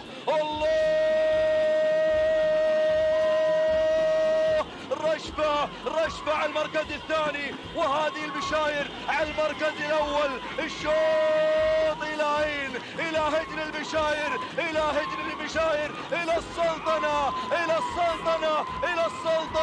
الله، حيوها يا أخواني، حيوا السلطنة، حيوا هذا الشعار الغالي، شعار الصاحب السمو السيد أسعد بن طارق آل سعيد. الله، سلام إلى السلطنة، سلام إلى البشاير، سلام. الذهب إلى السلطنة مع البشاير. تهانينا والناموس لهجن البشاير، وتهنئة خاصة للمضمر عبد الله بن طويرش الوهيبي على انتزاع الشلفة الذهبية الخاصة بالعمانيات. تهانينا والناموس. المركز الثاني رشفة لهجن الشحانية. المركز الثالث رمز لهجن البشاير. المركز الرابع فرد لهجن الشحانية. المركز الخامس مغيضة لهجن الشحانية. إذا تهنئة خاصة نزفها على الهواء مباشرة إلى أشقائنا بالسلطنة، وتهنئة خاصة لصاحب السمو السيد أسعد بن طارق آل سعيد مالك هجن البشاير الذي حقق الذهب في هذا المهرجان الختامي الكبير. تهانينا أيضا لعشاق هذا الشعار، وتهنئة خاصة للمضمر عبد الله بن طويرش الوهيبي. تهانينا والناموس. إذا منافسة ولا أروع اليوم في هذا المساء المميز الخاص بسن الجذاع، وكان لهجن البشاير حضورهم الذهبي في هذا اليوم. هذه لحظة وصول البشاير إلى خط النهاية، وفرحة أبناء السلطنة برمز من رموز هذا المهرجان الغالي. التوقيت الزمني لحظة وصول البشاير إلى خط النهاية 8 دقائق 49 ثانية وفاء وتماما. تهانينا والناموس لهجن البشاير، وتهنئة للمضمر عبد الله بن طويرش الوهيبي. المركز الثاني رشفة لهجن الشحانية بقيادة محمد بن خالد بن عبد الله العطية. التوقيت الزمني 8 دقائق 54 ثانية، جزء واحد من الثانية. تهانينا والناموس. المركز الثالث وصلت أيضا رمز بشعار هجن البشاير، ولكن بقيادة عبد الله بن محمد بن حمد الوهيبي، عبيد بن محمد بن حمد الوهيبي. التوقيت الزمني لحظة وصولها إلى خط النهاية 8 دقائق 56 ثانية، 8 أجزاء من الثانية. تهانينا والناموس للجميع. متابعينا مشاهدينا الكرام، متعة ولا أروع اليوم مع مشاركة هجن البشاير في هذه المنافسة الذهبية في هذا المهرجان الغالي. أتمنى التوفيق للجميع إن شاء الله. وفي هذه اللحظات يسرني أن أنقل الميكروفون للزميل عادل بن عزيز المطيري معلقا على شوط الخنجر الذهبي الخاص بالقعدان. شكرا للزميل مطلق العنزي. بسم الله الرحمن الرحيم. مشاهدينا متابعينا الكرام، أعلنت انطلاقة هذا الشوط الرابع، شوط القعدان، بانطلاقة موفقة. شوط الخنجر الذهبي أيضا بالإضافة إلى تويوتا ستيشن لصاحب المركز الأول في شوطنا الرابع. متمني للجميع التوفيق والنجاح. مسافة هذا الشوط 6 كيلومترات في منافسة ولا أقوى ولا أروع ما بين هذه الشعارات الحاضرة المتواجدة في ميدان التحدي. انطلاقتنا مع المتقدمين الحاضرين الذين يتنافسون على مقدمة الشوط.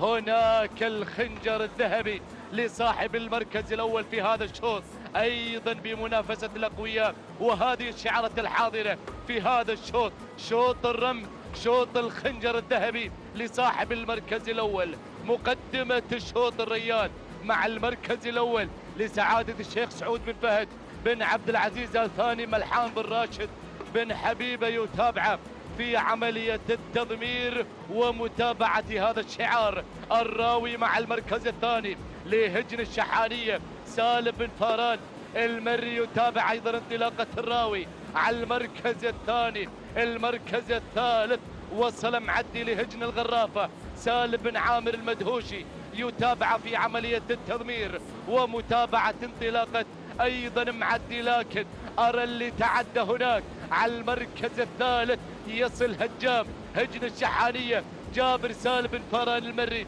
من يتابع انطلاقة هجام على المركز الثالث. هناك المركز الرابع معدي لهجن الغرافة وسالم بن عامر المدهوشي يتابع في عملية التضمير.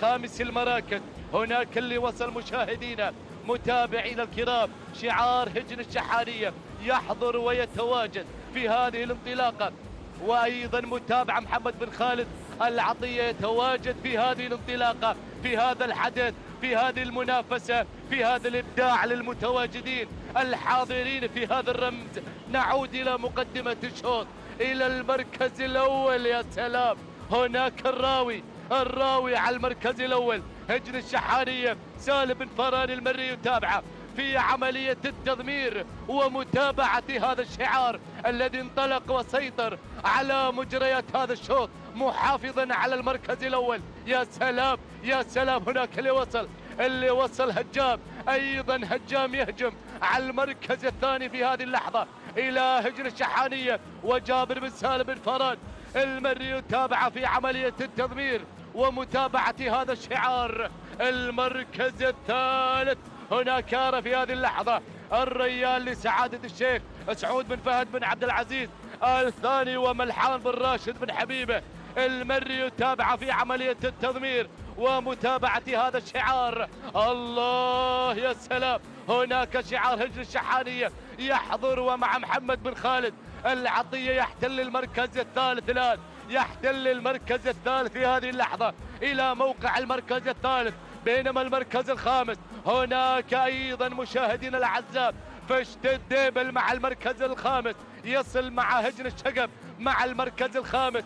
سالم بن جابر المري يتابع في عملية التضمير. هذا فشت الديبل يصل مشاهدينا الأعزاء، انطلق مباشرة إلى موقع المركز الرابع. عينا على ناموس هذا الشوط في هذه الانطلاقة. هناك أسماء ما بعد حان وصولها للمنافسة، الشعارات القوية التي تحضر وتثبت الوجود في هذه المنافسة في هذا الحدث الهام في هذه المنافسة القوية. أيضا نعود إلى المتقدمين الحاضرين. يا سلام، هذا هو هجام مع المركز الأول. هجام غير إلى مقدمة الشوط لهجن الشحانية جابر سالم بن فاران المري يحتل المركز الأول.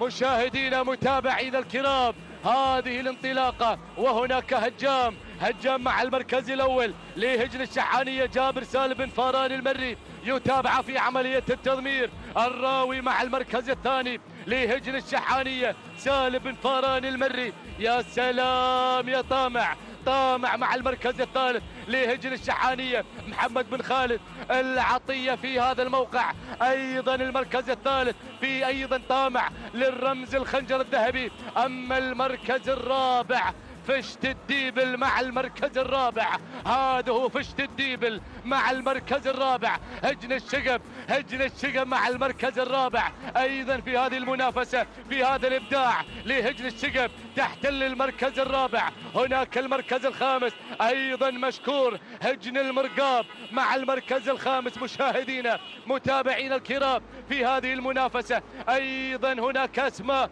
حاضرة متواجدة في هذا الحدث الهام. لكن المقدمة يا سلام، الله يا هجام هاجم على الرمز الخنجر الذهبي بانتظار من الأسماء من الحضور المشاركين في هذا الشوط. لكن الراوي أيضا مشاهدينا الأعزاء غير على مقدمة الشوط، غير على مقدمة الشوط لهجن الشحانية سالم بن فاران المري. مشاهدينا الأعزاء في هذه اللحظة انطلق الراوي وانطلق هجام في موقع واحد، في منافسة قوية، في أيضا تحدي ما بين الاسمين وحضورهم على هذا التحدي الأول. يا سلام، هجام الراوي في هذه المنافسة في شوط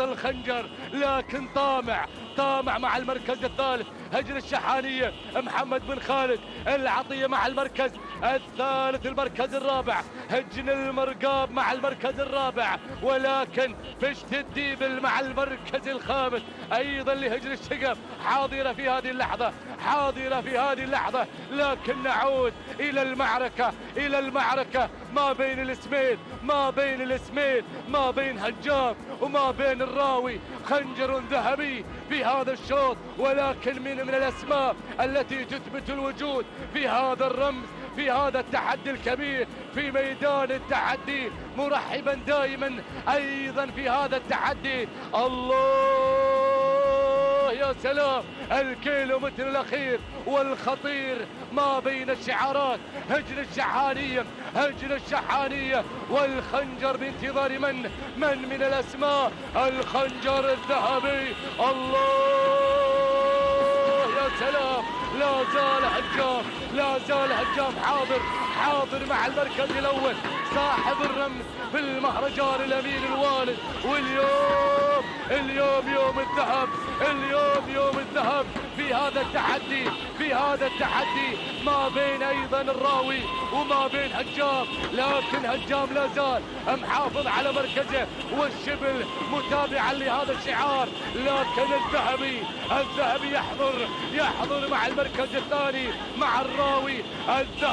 الذهب شوط الخنجر ما بين الراوي وما بين هجام، لكن هجام لا زال محافظ على مركزه وبمهاجمة قوية على مقدمة الشوط. لا زال يهاجم الذهب، وهذا هو مهاجم مع المركز الأول لهجن الشحانية جابر بن سالم بن فاران المري. هجام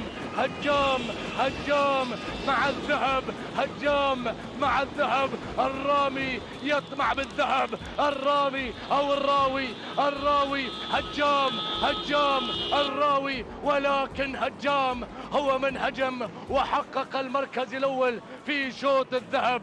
تهانينا لهجن الشحانية، تهانينا لجابر بن سالم بن فاران المري، وأيضا هجام هو من حقق الخنجر الذهبي. تهانينا وألف مبروك لهجن الشحانية حصولها على هذا الخنجر الذهبي بمنافسة قوية ما بين الراوي لهجن الشحانية، وكان أيضا سالم بن فاران المري متابعا للراوي. منافسة قوية من بداية الانطلاقة ما بين الراوي وما بين هجام، ولكن هجام هو من حقق هذا الإنجاز المتميز المسائي. منافسة مشرفة برياضة سباقات الهجن العربية الأصيلة، وتحدي قوي بميدان التحدي. وهذا الملخص لهذا الشوط في شوط الذهب، وتحدي الأقوياء دائما في أشواط الذهب. هجام هو من حقق المركز الأول لهجن الشحانية. توقيت الزمني 8 دقائق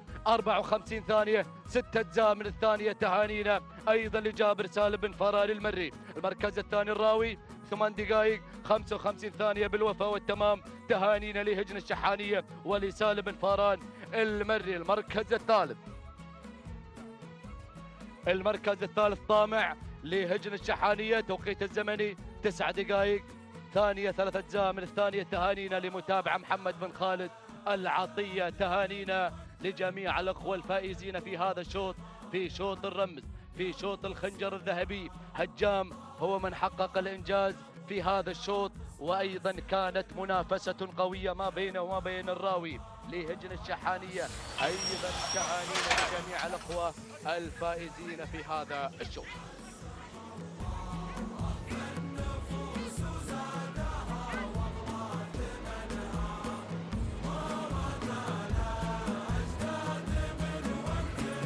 بسم الله الرحمن الرحيم.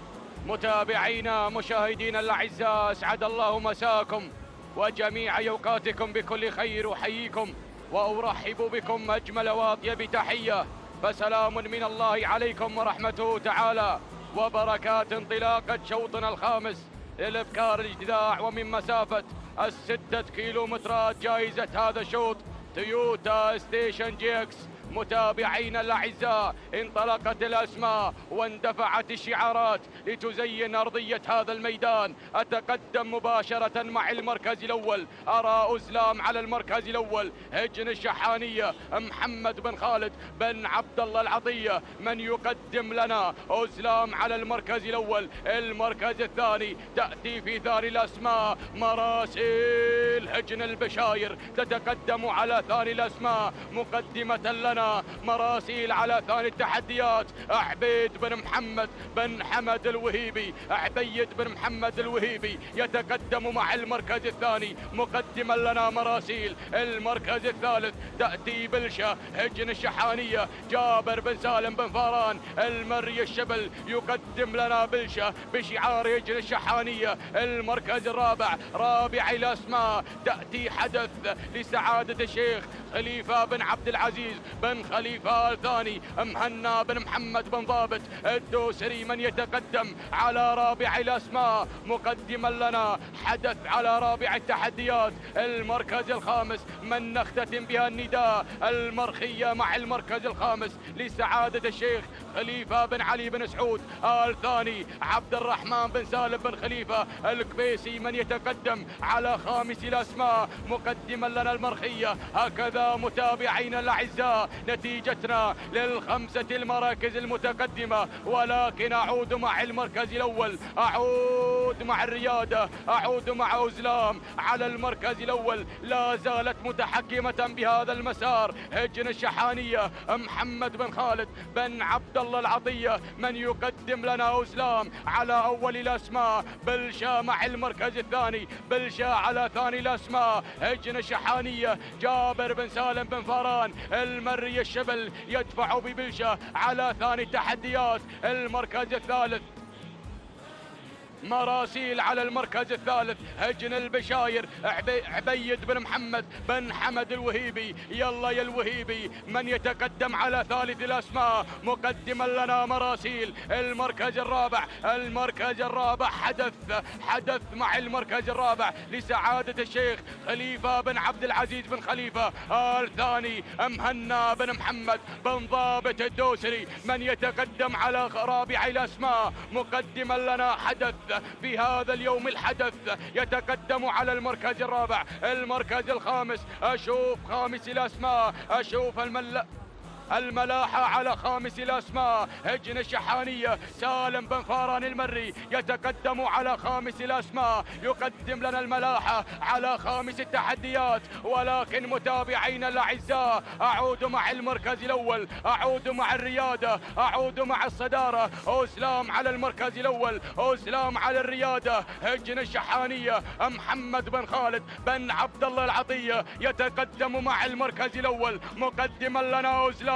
المركز الثاني بلشة، ويا بلشتكم من بلشة من تتقدم على ثاني الأسماء. من يتقدم الشبل بشعار هجن الشحانية، جابر بن سالم بن جابر بن فاران يصل مع المركز الثاني. المركز الثالث تأتي في ثالث الأسماء مراسيل هجن البشاير، عبيد بن محمد بن حمد الوهيبي يتقدم على ثالث الأسماء مقدما لنا مراسيل على ثالث التحديات. المركز الرابع حدث مع المركز الرابع لسعادة الشيخ خليفة بن عبد العزيز بن خليفة الثاني، مهنا بن محمد بن ضابط الدوسري من يقدم لنا حدث مع المركز الرابع. ولكن مذيار هجن المرقاب يتقدم مع مذيار على رابع الأسماء. الملاحة هجن الشحانية على خامس الأسماء، سالم بن فاران المري الذابي يتقدم مع المركز المركز الخامس مقدما لنا الملاحة، ولكن متابعينا الأعزاء أعود مع المركز الأول، أعود مع أوزلام هجن الشحانية محمد بن خالد بن عبد الله العطية. يتقدم المشاغب بشعار هجن الشحانية، مقدما لنا أوزلام على المركز الأول. المركز الثاني بلشة على ثاني الأسماء هجن الشحانية جابر بن سالم بن جابر بن فاران المري. يتقدم الشبل على ثاني الأسماء مقدما لنا بلشة. المركز الثالث وصلت الملاحة هجن الشحانية سالم. الملاحة مع المركز الثالث، الملاحة هجن الشحانية سالم بن فاران المري الذابي من يقدم لنا الملاحة على ثالث الأسماء. المركز الرابع مذيار هجن المرقاب. المركز الخامس تأتي هتان لسعادة الشيخ عبد العزيز بن حمد بن خالد الثاني محسن بن علي بن مبارك بن سالم الفراج. يتقدم مع المركز الخامس، ولكن أوزلام لا زالت متحكمة بهذا المسار، لا زالت متحكمة بهذه الانطلاقة القوية، قائدة لهذه الأسماء الكبيرة. الله يا أوزلام مع المركز الأول هجن الشحانية محمد بن خالد بن عبد الله العطية. يتقدم مع المركز الأول، ولكن بلشة غيرت مع المركز الأول هجن الشحانية جابر بن سالم بن فاران المري. يتقدم مع بلشة على المركز الأول، مقدما لنا بلشة بهذا الأداء الكبير. أوزلام مع المركز الثاني، الملاحة على ثالث الأسماء. المركز الرابع حتان. المركز الخامس تأتي على خامس الأسماء مذيار. ولكن متابعينا الأعزاء أعود مع بلشة هجن الشحانية جابر بن سالم بن فاران المري. 1200 يا متابعين يا مضمرين يا مشجعين. أوزلام غيرت مع المركز الأول، أوزلام غيرت مع الريادة. أوزلام مع المركز الأول، الملاحة مع المركز الثاني. الملاحة على ثاني الأسماء، هتان مع المركز الثالث، هتان على ثالث الأسماء. التحدي الأخير، التحدي المثير. أوزلام، الملاحة، هتان، وأيضا تتدخل قندهار على رابع الأسماء. ولكن أعود مع التحدي الأخير، أعود مع التحدي المثير. أوزلام، الملاحة، هتان يا بن فراج، يتقدم مع المركز الأول هتان لسعادة الشيخ عبد العزيز بن حمد بن خالد الثاني محسن بن علي بن مبارك الفراج. الملاحة، هتان، الملاحة، اللحظات الأخيرة، الأمتار الأخيرة. الملاحة هجن الشحانية الذهبي سالم بن فاران المري. يتقدم مع الملاحة مع التحدي الأخير، التحدي المثير. هتان مع المركز الثاني، ولكن يبدو أن هذا الشوط مع الملاحة مع شعار هجن الشحانية. سلام هجن الشحانية، سلام يا الذهبي، سلام على هذا الأداء المميز، على هذا الإبداع. هتان مع المركز الثاني، ولكن الملاحة هجن الشحانية سالم بن فاران المري الذهبي من قدم لنا الملاحة بهذا الأداء المميز وفي هذا الشوط الأميز. تهانينا والناموس. المركز الثاني وصلت هتان لسعادة الشيخ عبد العزيز بن حمد بن خالد الثاني. المركز الثالث بلشة هجن الشحانية جابر بن سالم بن جابر بن فاران. المركز الرابع أوزلام هجن الشحانية محمد بن خالد بن عبد الله العطية. المركز الخامس قندهار هجن الشحانية جابر بن سالم بن فاران المري. تهانينا والناموس متابعينا مشاهدينا الأعزاء لهجن الشحانية على انتزاع الملاحة لهذا الشوط بهذا التميز وبهذا العرض الأميز. ومن قدم لنا الملاحة سالم بن فاران المري الذهبي. 8 دقائق 57 ثانية، 7 أجزاء من الثانية. تهانينا والناموس. المركز الثاني وصلت هتان لسعادة الشيخ عبد العزيز بن حمد بن خالد الثاني محسن بن علي بن مبارك الفراج. 8 دقائق 58 ثانية، 3 أجزاء من الثانية تهانينا. والناموس المركز الثالث بالشاهج الشحانية جابر بن سالم بن جابر بن فاران 8 دقائق 59 ثانية. 9 أجزاء من الثانية تهانينا والناموس للجميع.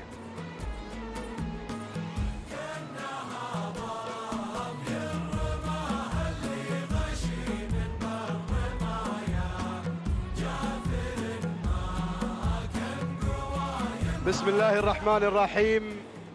بسم الله نبدأ وبه نستعين ومنه دوما نطلب التوفيق والسداد والنجاح. مشاهدينا الكرام متابعينا في كل مكان، أسعد الله مساءكم بكل خير وبركة. نرحب بكم في هذه الأمسية التراثية من هنا من أرضية ميدان الشحانية ضمن هذه المنافسات والتحديات الخاصة بسن الإجذاع والأشواط المفتوحة، أشواط أصحاب السمو والشيوخ والسعادة. على بركة الله مشاهدينا الكرام ينطلق سادس أشواطنا، شوط خاص بالقعدان نيسان بترول ستيشن في الانتظار للفائز بالمركز الأول. نسير مع هذه الأسماء، نسير مع هذه الشعارات المميزة في مسيرة 6 كيلومترات. أبدأ بالبداية وتابع رعد هنا على الصدارة لهجن الشحانية، ينطلق في أول المراكز بمتابعة وتضمير جابر بن سالم بن فاران، بينما أتابع المركز الثاني وصول من النادر لهجن الشحانية، والمتابعة والقيادة لدى جابر بن سالم بن فاران. ولكن أتابع مدهش من يغير إلى الصدارة، من ينطلق بالبداية لهجن الشحانية ويضمر محمد بن خالد العطية، بينما رابع الأسماء مشاهدينا الكرام أتابع التقدم من هداج يصل مع رابع المراكز لهجن الشحانية، ويتابع هداج والتضمير سالم بن فاران المري، بينما خامس الأسماء أتابع القادم وصل فراع، يصل فراع لهجن المرخية بمتابعة جابر بن علي العمري، من يتابع فراع، من يقدم فراع في هذا الشوط. هكذا الأسماء مشاهدينا الكرام متابعينا لهذه الأسماء المتواجدة والمتقدمة في هذا الشوط. ولكن العودة هناك مع البداية مع النادر. النادر ينطلق على الصدارة، يتقدم في هذه اللحظات لهجن الشحانية. النادر بأدائه المميز، ولكن الضغوطات هناك. وتابع مدهش أيضا يغير على الصدارة، ينطلق بالبداية لهجن الشحانية بمتابعة المشاغب محمد بن خالد العطية. يتقدم مدهش على الصدارة في هذا التحدي، في هذا الانطلاق الثنائي، ولكن النادر يلازم مدهش هناك لهجن الشحانية بمتابعة جابر بن سالم بن فاران. ثنائية على الصدارة كما تتابعون مشاهدينا الكرام عبر الكادر الأعلى لقناة الريان. الله، النادر ومدهش في انطلاق وتحدي منذ البداية، ولكن أتابع هداج القادم مع ثالث المراكز لهجن الشحانية، ويتابع في التضمير. هنا نتابع هداج الذهبي سالم بن فاران المري، يراقب الموقف ويتابع هداج هذا الأداء وهذا العطاء من خلال انطلاق مع ثالث المراكز. بينما رابع الأسماء وصل فراع لهجن المرخية القادمة في هذه اللحظات مع رابع المراكز بمتابعة مشاهدينا الكرام جابر بن علي بن سالم العمري. يتابع في التضمير، يقدم فراع هنا مع رابع المراكز. خامس الأسماء يصل اسم جديد، يتدخل الجذاب لهجن الشحانية ويتابعه المشاغب محمد بن خالد العطية، والقادم مخباط. وصل مخباط يتقدم في هذه اللحظات لهجن الشحانية بقيادة المشاغب، يقدم هذه الأسماء. يبدأ هذا الهجوم من خلال تواجد النادر هناك على البداية والصدارة وانطلاقة مدهش. الله الله، النادر مشاهدينا الكرام بهذا الأداء النادر ينطلق على الصدارة لهجن الشحانية، ويتابع بالتضمير الشبل جابر بن سالم بن فاران. يقدم النادر على البداية والصدارة. الله الله، ولكن مدهش أيضا هنا مع ثاني المراكز لهجن الشحانية بمتابعة العطية هنا بقيادة المشاغب محمد بن خالد العطية. ولكن الأسماء وتابع فراح بدأ بالتقدم هجن المرخية في هذه المشاركة المميزة القادمة مع فراح جابر بن علي بن سالم العمري. ركز يا العمري هنا مع هذه الانطلاقة، ولكن اسم جديد وصل معيذر لسعادة الشيخ خليفة بن عبد العزيز بن جاسم آل أحمد آل ثاني. عبيد بن علي السناري يتابع في التضمير المتقدم مع هذه اللحظات. الله، هداج يعود مجددا، هداجنا لهجن الشحانية بقيادة سالم بن فاران المري، ووصول من المستشار لهجن الشحانية يتقدم في هذه اللحظات بمتابعة جابر بن سالم بن فاران. الأسماء القادمة السرعة مشاهدينا الكرام بدأت من خلال هذه اللحظات، ولكن الأمور هناك على الصدارة مع النادر لهجن الشحانية. يتقدم الجموع، ينطلق بالبداية. الله الله الله، النادر لهجن الشحانية بمتابعة جابر بن سالم بن فاران، ولكن أتابع مدهش القادم مع ثاني المراكز في هذه اللحظات لهجن الشحانية بمتابعة محمد بن خالد العطية. بدأنا بالاقتراب، وصل هداج لهجن الشحانية يتابع في التضمير الذهبي سالم بن فاران المري. والأسماء القادمة الكيلومتر الأخير، ما تبقى عن النهاية، ما تبقى عن الناموس. النادر على الصدارة، النادر، ولكن أتابع المستشار. الله الله، هذا الاسم خطير، القادم المستشار لهجن الشحانية بمتابعة جابر بن سالم بن فاران. وهنا القادم وصل الجذاب وانطلق هداج. الله يا هداج لهجن الشحانية ينطلق على الصدارة. وهنا أتابع الجذاب لهجن الشحانية. الله الله الله، ولكن الأمور هناك مع الصدارة مع هداج مشاهدينا الكرام ينطلق بالبداية، ينطلق بالصدارة هداج. وهنا الجذاب وهداج هجن الشحانية، ولكن المشاغب مع الجذاب يغير على الصدارة، ينطلق بناموس هذا الشوط. الله، الجذاب مشاهدينا الكرام يجذب الأنظار ويجذب ناموس هذا الشوط من خلال هذه اللحظات، من خلال هذا الأداء القوي. الجذاب بقيادة المشاغب ينتزع ناموس هذا الشوط. تهانينا والناموس لهجن الشحانية، والثانية للمشاغب محمد بن خالد العطية. ثاني المراكز وصل هداج لهجن الشحانية. ثالث الأسماء كان الوصول من المستشار لهجن الشحانية. رابعا وصل النادر لهجن الشحانية. وخامس المراكز وصل معيذر لسعادة الشيخ خليفة بن عبد العزيز بن جاسم آل أحمد آل ثاني. هكذا كانت النتيجة مشاهدينا الكرام. متابعينا، تابعنا الجذاب من استطاع أن يظفر بناموس هذا الشوط وينتزع أيضا الناموس المستحق. نهني هجن الشحانية. والثانية للمشاغب محمد بن خالد العطية من قدم الجذاب في هذا الشوط. نعود بالتوقيت الزمني مشاهدينا الكرام 9 دقائق وثانية وثلاثة من الأجزاء من الثانية. تهانينا والناموس لهجن الشحانية. والثانية للمشاغب محمد بن خالد العطية. ثاني المراكز وصل هداج ب9 دقائق وثانيتين و9 أجزاء من الثانية. تهانينا والناموس لهجن الشحانية. والتهنئة للذهبي سالم بن فاران المري. ثالث المراكز كان الوصول مشاهدينا الكرام من المستشار ب 9 دقائق 8 ثواني وجزء واحد من الثانية.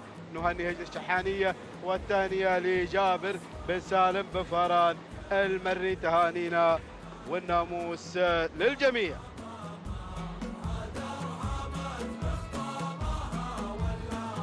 بسم الله الرحمن الرحيم. أيها الحفل الكريم مشاهدينا مستمعينا الأفاضل، أسعد الله مساءكم بكل خير وبركة في هذه الأمسية التراثية التي شاهدنا بها التحدي والمنافسة في سن الإجداع، سن الإمتاع والإبداع، مع شعارات أصحاب السمو الشيخ والسعادة المتواجدين والحاضرين في هذا المهرجان الكبير، مهرجان حضرة صاحب السمو أمير البلاد المفدى حفظه الله ورعاه من كل سوء ومكروه. نتواصل باندفاعة وانطلاقة الشوط السابع لفئة إجداع أبكار ينطلق من مسافة 6 كيلومترات. نتابع هذه الأسماء الكبيرة التي تشارك في هذه المنافسة. هناك سيارة تنتظر عند خط النهاية، تنتظر إحدى هذه الأسماء التي تشارك في هذه المنافسة المميزة. نتابع الصدارة ونتابع البداية مباشرة. أول الأسماء تتواجد الطيارة بشعار هجن الشحانية بمتابعة الذهبي سالم بن فاران المري الذي يتابع الطيارة التي تنطلق في زمام الأمور، بينما المركز الثاني أتابع الاسم القادم والمتواجد في هذه المشاركة. تتواجد ظن لسعادة الشيخ خليفة بن عبد العزيز بن جاسم الأحمد الثاني بقيادة عبيد بن علي بن عبيد السناري الذي يتابع وينطلق بمتابعة ظن على المركز الثاني، بينما المركز الثالث الاسم القادم والمشارك في هذه المنافسة تصل هدوء لهجن الشحانية بمتابعة الشبل جابر بن سالم بن فران المري الذي يتابع تواجد هدوء على المركز الثالث. انتقل مباشرة مع صاحبة المركز الرابع، تتواجد الذاهن حاملة اللواء وشعار هجن الشحانية بمتابعة المشاغب محمد بن خالد العطية الذي يتابع ويراقب هذه المنافسة مع الذاهن التي تتسلل من المركز الرابع إلى المركز الثالث مباشرة في هذه المشاركة المميزة. بينما المركز الخامس أتابع بروق أيضا بشعار هجن الشحانية مشاركة وبمتابعة المشاغب محمد بن خالد العطية الذي يتابع هذه المنافسة المميزة بتواجد بروق على المركز الخامس. هذه نتيجتنا مشاهدينا مستمعين الأفاضل في هذه الأمسية التراثية المتميزة التي نتابع بها الأسماء الكبيرة والشعارات التي تنطلق في هذا المسار وبهذا التحدي المتميز. نتابع الأسماء ونتابع المؤسسات الكبيرة التي تشارك في هذه المنافسة المميزة. نتابع التحدي. نعود مباشرة مع الصدارة. هناك الذاهن بدأت تتسلل بدورها إلى المقدمة وإلى الصدارة حاملة شعار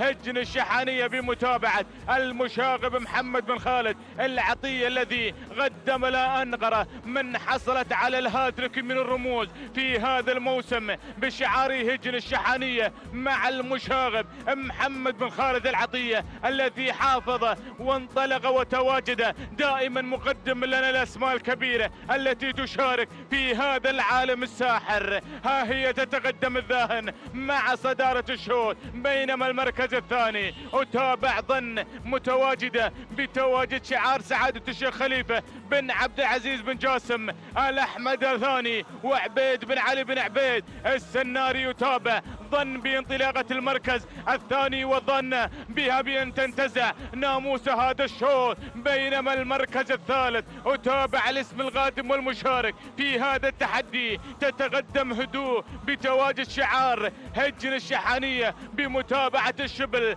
جابر بن سالم بن فران المري، بينما أسماء كبيرة تتسلل وتتقدم في دائرة الصراع والنزاع من أجل الناموس ومن أجل الانتصار. تتقدم دنبلشة بشعار سعادة الشيخ خليفة بن عبد العزيز بن خليفة بن سلطان الثاني مهنا بن محمد بن ضابط الدوسري يتابع انطلاقة وتحديات بلشة التي تحتل المركز الثالث. المركز الرابع تصل بروق لهجن الشحانية بمتابعة المشاغل محمد بن خالد العطية، بينما المركز الخامس وصلت سلام لهجن الشحانية وبمتابعة الشبل جابر بن سالم بن فاران المري. هذه نتيجة مشاهدينا مستمعينا الأفاضل للخمس المراكز الأولى، للخمس الأسماء الكبيرة التي تنطلق في هذا المسار المتميز وبهذه الانطلاقة الجميلة على أرضية ميدان التحدي، ميدان الشحانية. نتابع المنافسة، نتابع التحدي مع هذه المؤسسات الكبيرة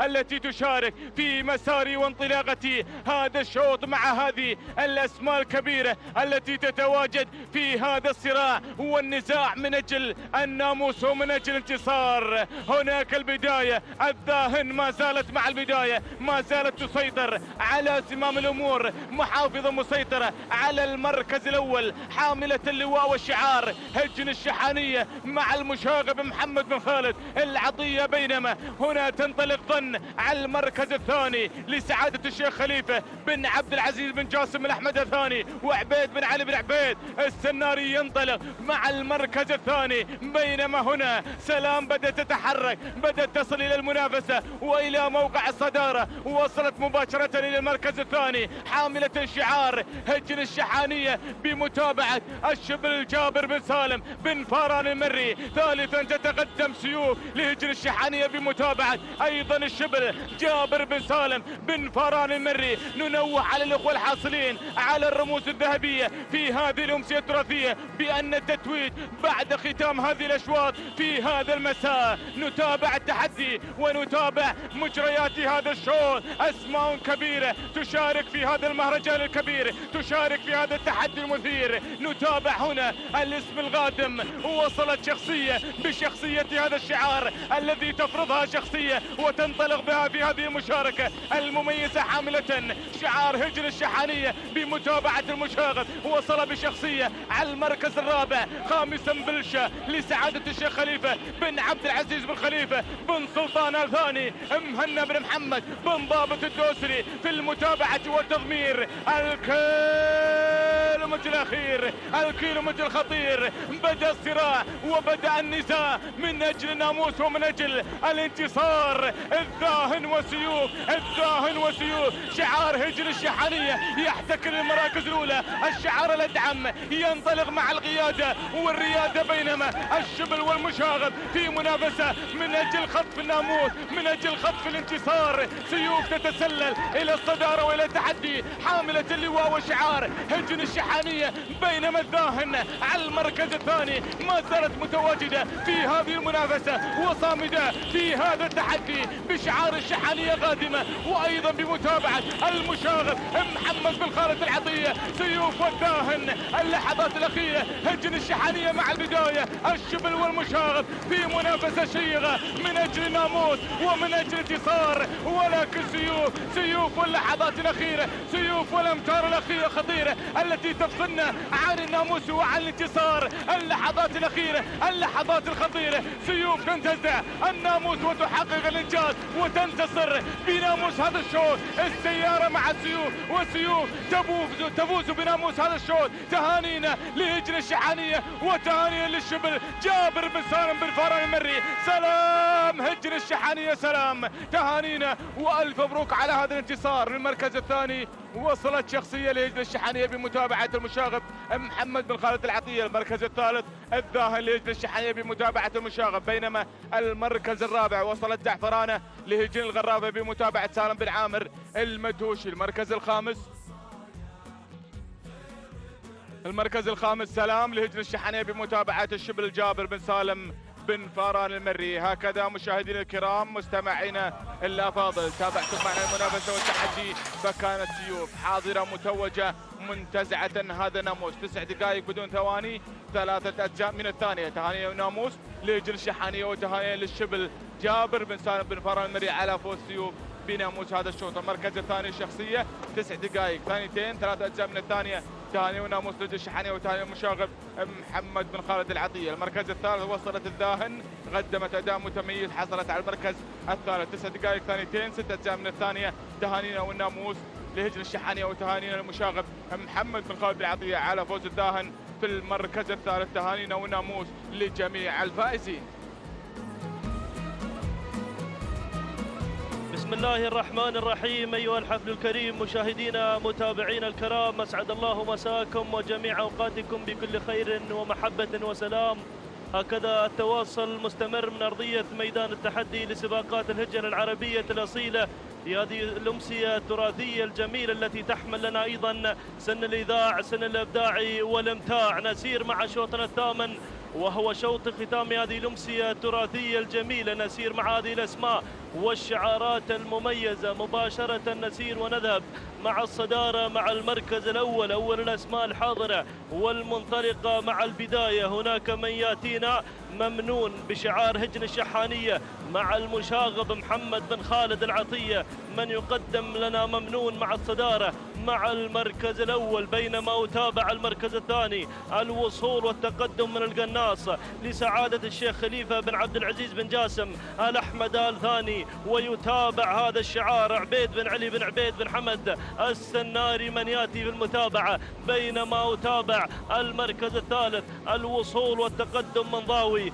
بشعار هجن الشحانية مع المشاغب محمد بن خالد العطية من يدفع بضاوي مع المركز الثالث والمركز الرابع. أتابع التقدم من الذيب لهجن الشحانية والشبل جابر بن سالم بن فاران في المتابعة والتضمير، بينما المركز الخامس أرى التقدم والوصول من غابش أيضا بشعار هجن الشحانية مع المشاغب محمد بن خالد العطية من يقدم لنا غابش مع المركز الخامس. هكذا هي الأسماء الخمسة الأولى والشعارات المندفعة في دائرة النداء والإذاعة. لكن نعود مع الصدارة، نعود مع المركز الأول والبداية. هناك مع ممنون مع الصدارة من يقود هذه المسيرة. هناك مع البداية بشعار هجن الشحانية محمد بن خالد العطية من يتابع ويقدم لنا ممنون مع الصدارة مع المركز الأول، بينما المركز الثاني الوصول من الذيب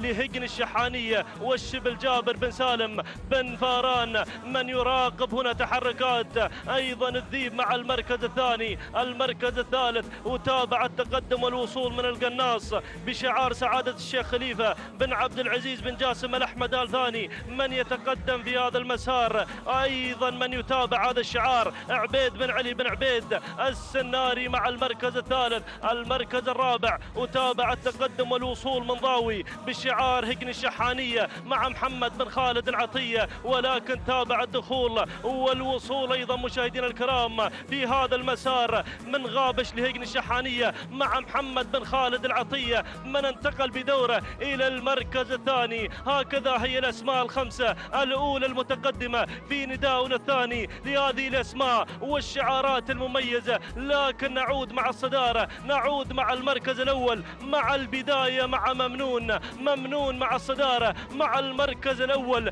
بهذا الأداء المميز والجميل ومسار شوط الختام في هذه الأمسية التراثية الجميلة. لكن ممنون مع الصدارة بشعار هجن الشحانية والمشاغب محمد بن خالد العطية من يتابع ممنون مع المركز الأول، بينما المركز الثاني الوصول من غابش بشعار هجن الشحانية أيضا مع محمد هنا أيضا مع محمد بن خالد العطية. المركز الثالث أتابع الذيب من يصل الذيب بشعار هجن الشحانية والشبل جابر بن سالم بن فاران من يتابع الذيب. المركز الرابع شعار سعادة الشيخ خليفة بن عبد العزيز بن جاسم بن أحمد آل ثاني، وأيضا عبيد بن علي بن عبيد السناري من يتابع ويراقب القناص مع المركز الرابع أو المركز الخامس في هذا المسار. هكذا هي الأسماء الأولى المتقدمة مشاهدينا متابعين الكرام. يا سلام، لكن عودة مع الصدارة، عودة مع المركز الأول مع البداية مع ممنون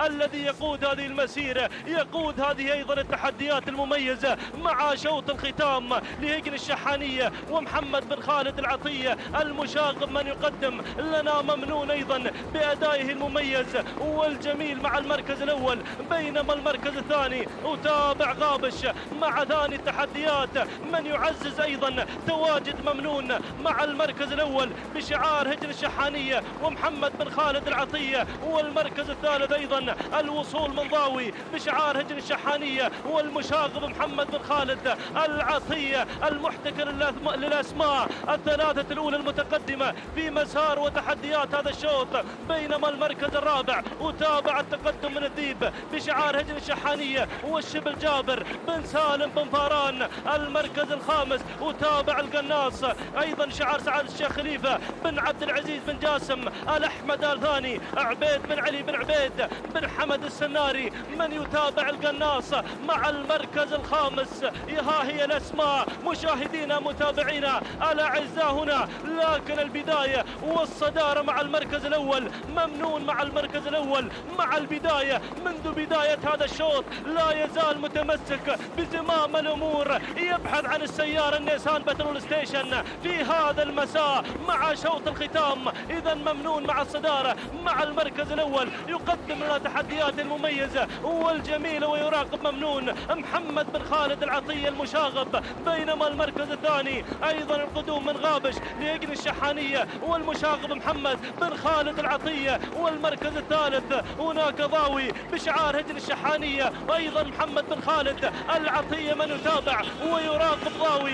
المركز الرابع وتابع الوصول من الذيب لهجن الشحانية والشبل جابر بن سالم بن فاران، لكن يتابع اسم جديد ينضم إلى دائرة الإذاعة والنداء، يصل هنا العابر بشعار هجن الشحانية مع محمد بن خالد العطية يقدم لنا العابر في هذا الانطلاق المميز والجميل. ولكن نعود مع الصدارة، نعود مع المركز الأول مع البداية، ممنون مع الصدارة لكن يتسلل في هذه اللحظات. هناك أيضا غابش ولا ممنون، لكن ممنون مع البداية ما طاع يسلم الصدارة، ممنون مع المركز الأول بوابة الكيلو متر الأخير، الكيلو الخطير، الله ممنون مع الصدارة مع المركز الأول بالشعار الأدعم الغالي من يقدم لنا ممنون ومحمد بن خالد العطية يقدم ممنون مع البداية، أيضا مع المركز الثاني غابش بشعار هجن الشحانية ومحمد بن خالد العطية، المركز الثالث وتابع الذيب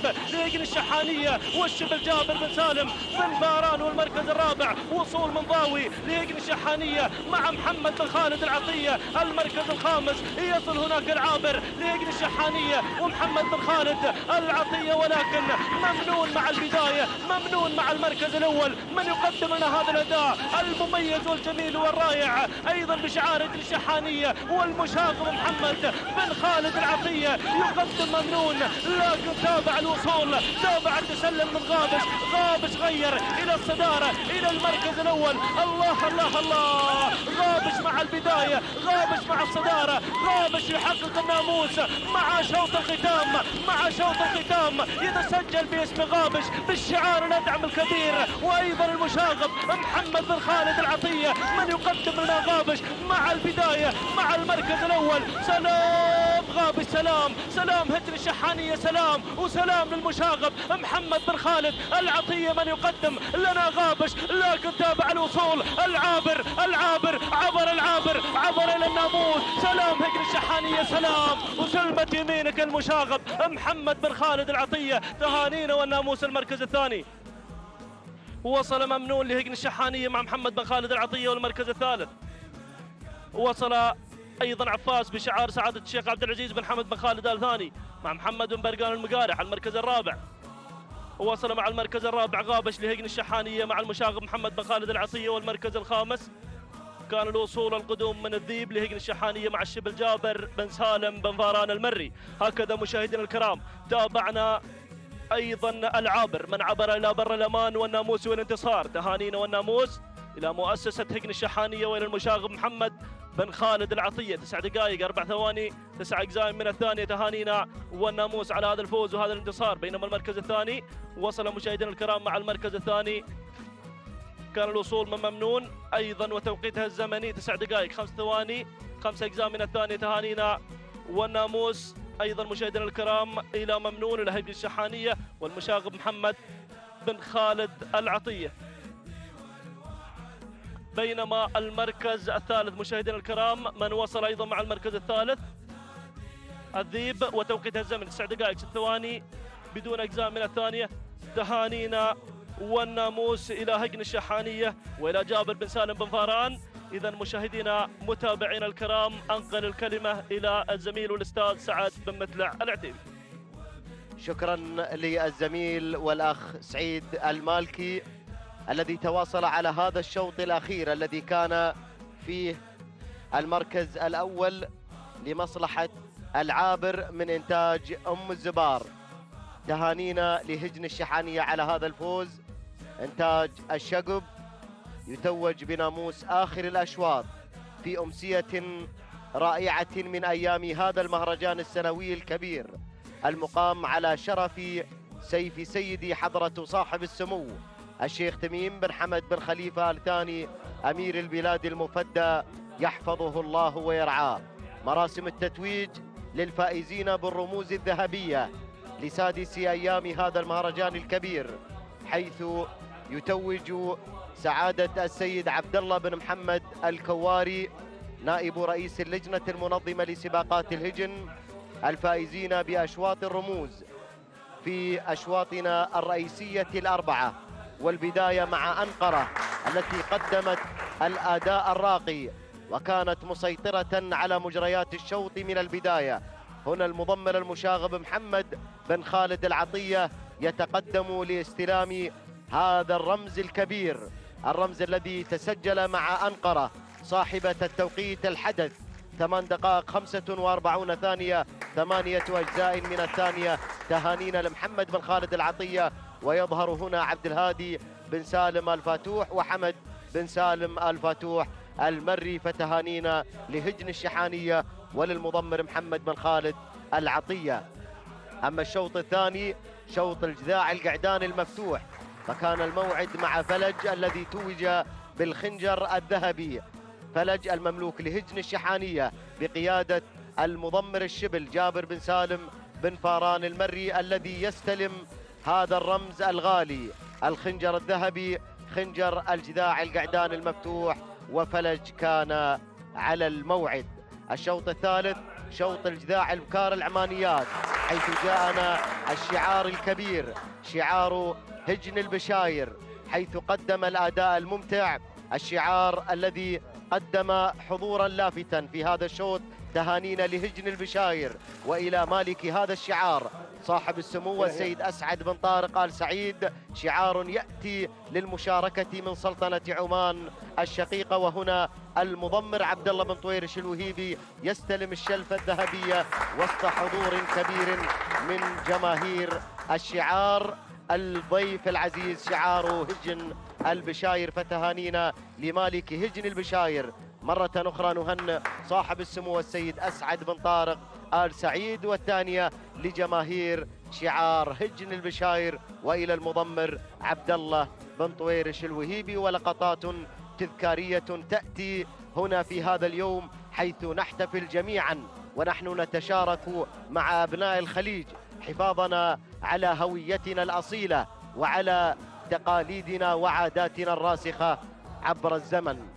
هنا صور تلتقطها عدسات المصورين في نقل حي ومباشر عبر الهواء مباشرة عبر قناة الريان الفضائية وقناة الكأس الرياضية والجهات الإعلامية الزميلة التي تنقل هذا الحدث.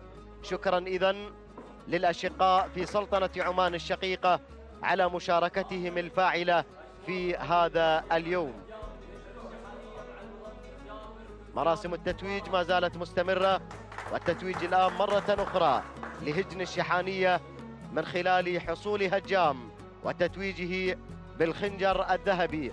هنا يتقدم محمد بن سالم بن فاران المري ليستلم الخنجر الذهبي لهجام الذي قدم حضورا لافتا، وكانت منافسة شيقة جمعت الجذاع القعدان في الأمتار الأخيرة لشوط العمانيات فكانت مواجهة بين الراوي وهجام، إلا أن هجام كان هجومه هو الهجوم الناجح على هذا الرمز. إلى هنا مشاهدينا الكرام نكون قد وصلنا إلى ختام تغطيتنا لأشواطنا المسائية لهذا اليوم. ما زال حديثنا وما زالت التغطية مستمرة، الحديث له بقية مع الزميل سالم بن ثامر القحطاني في برنامج ميدان التحدي. شكرا للأستاذ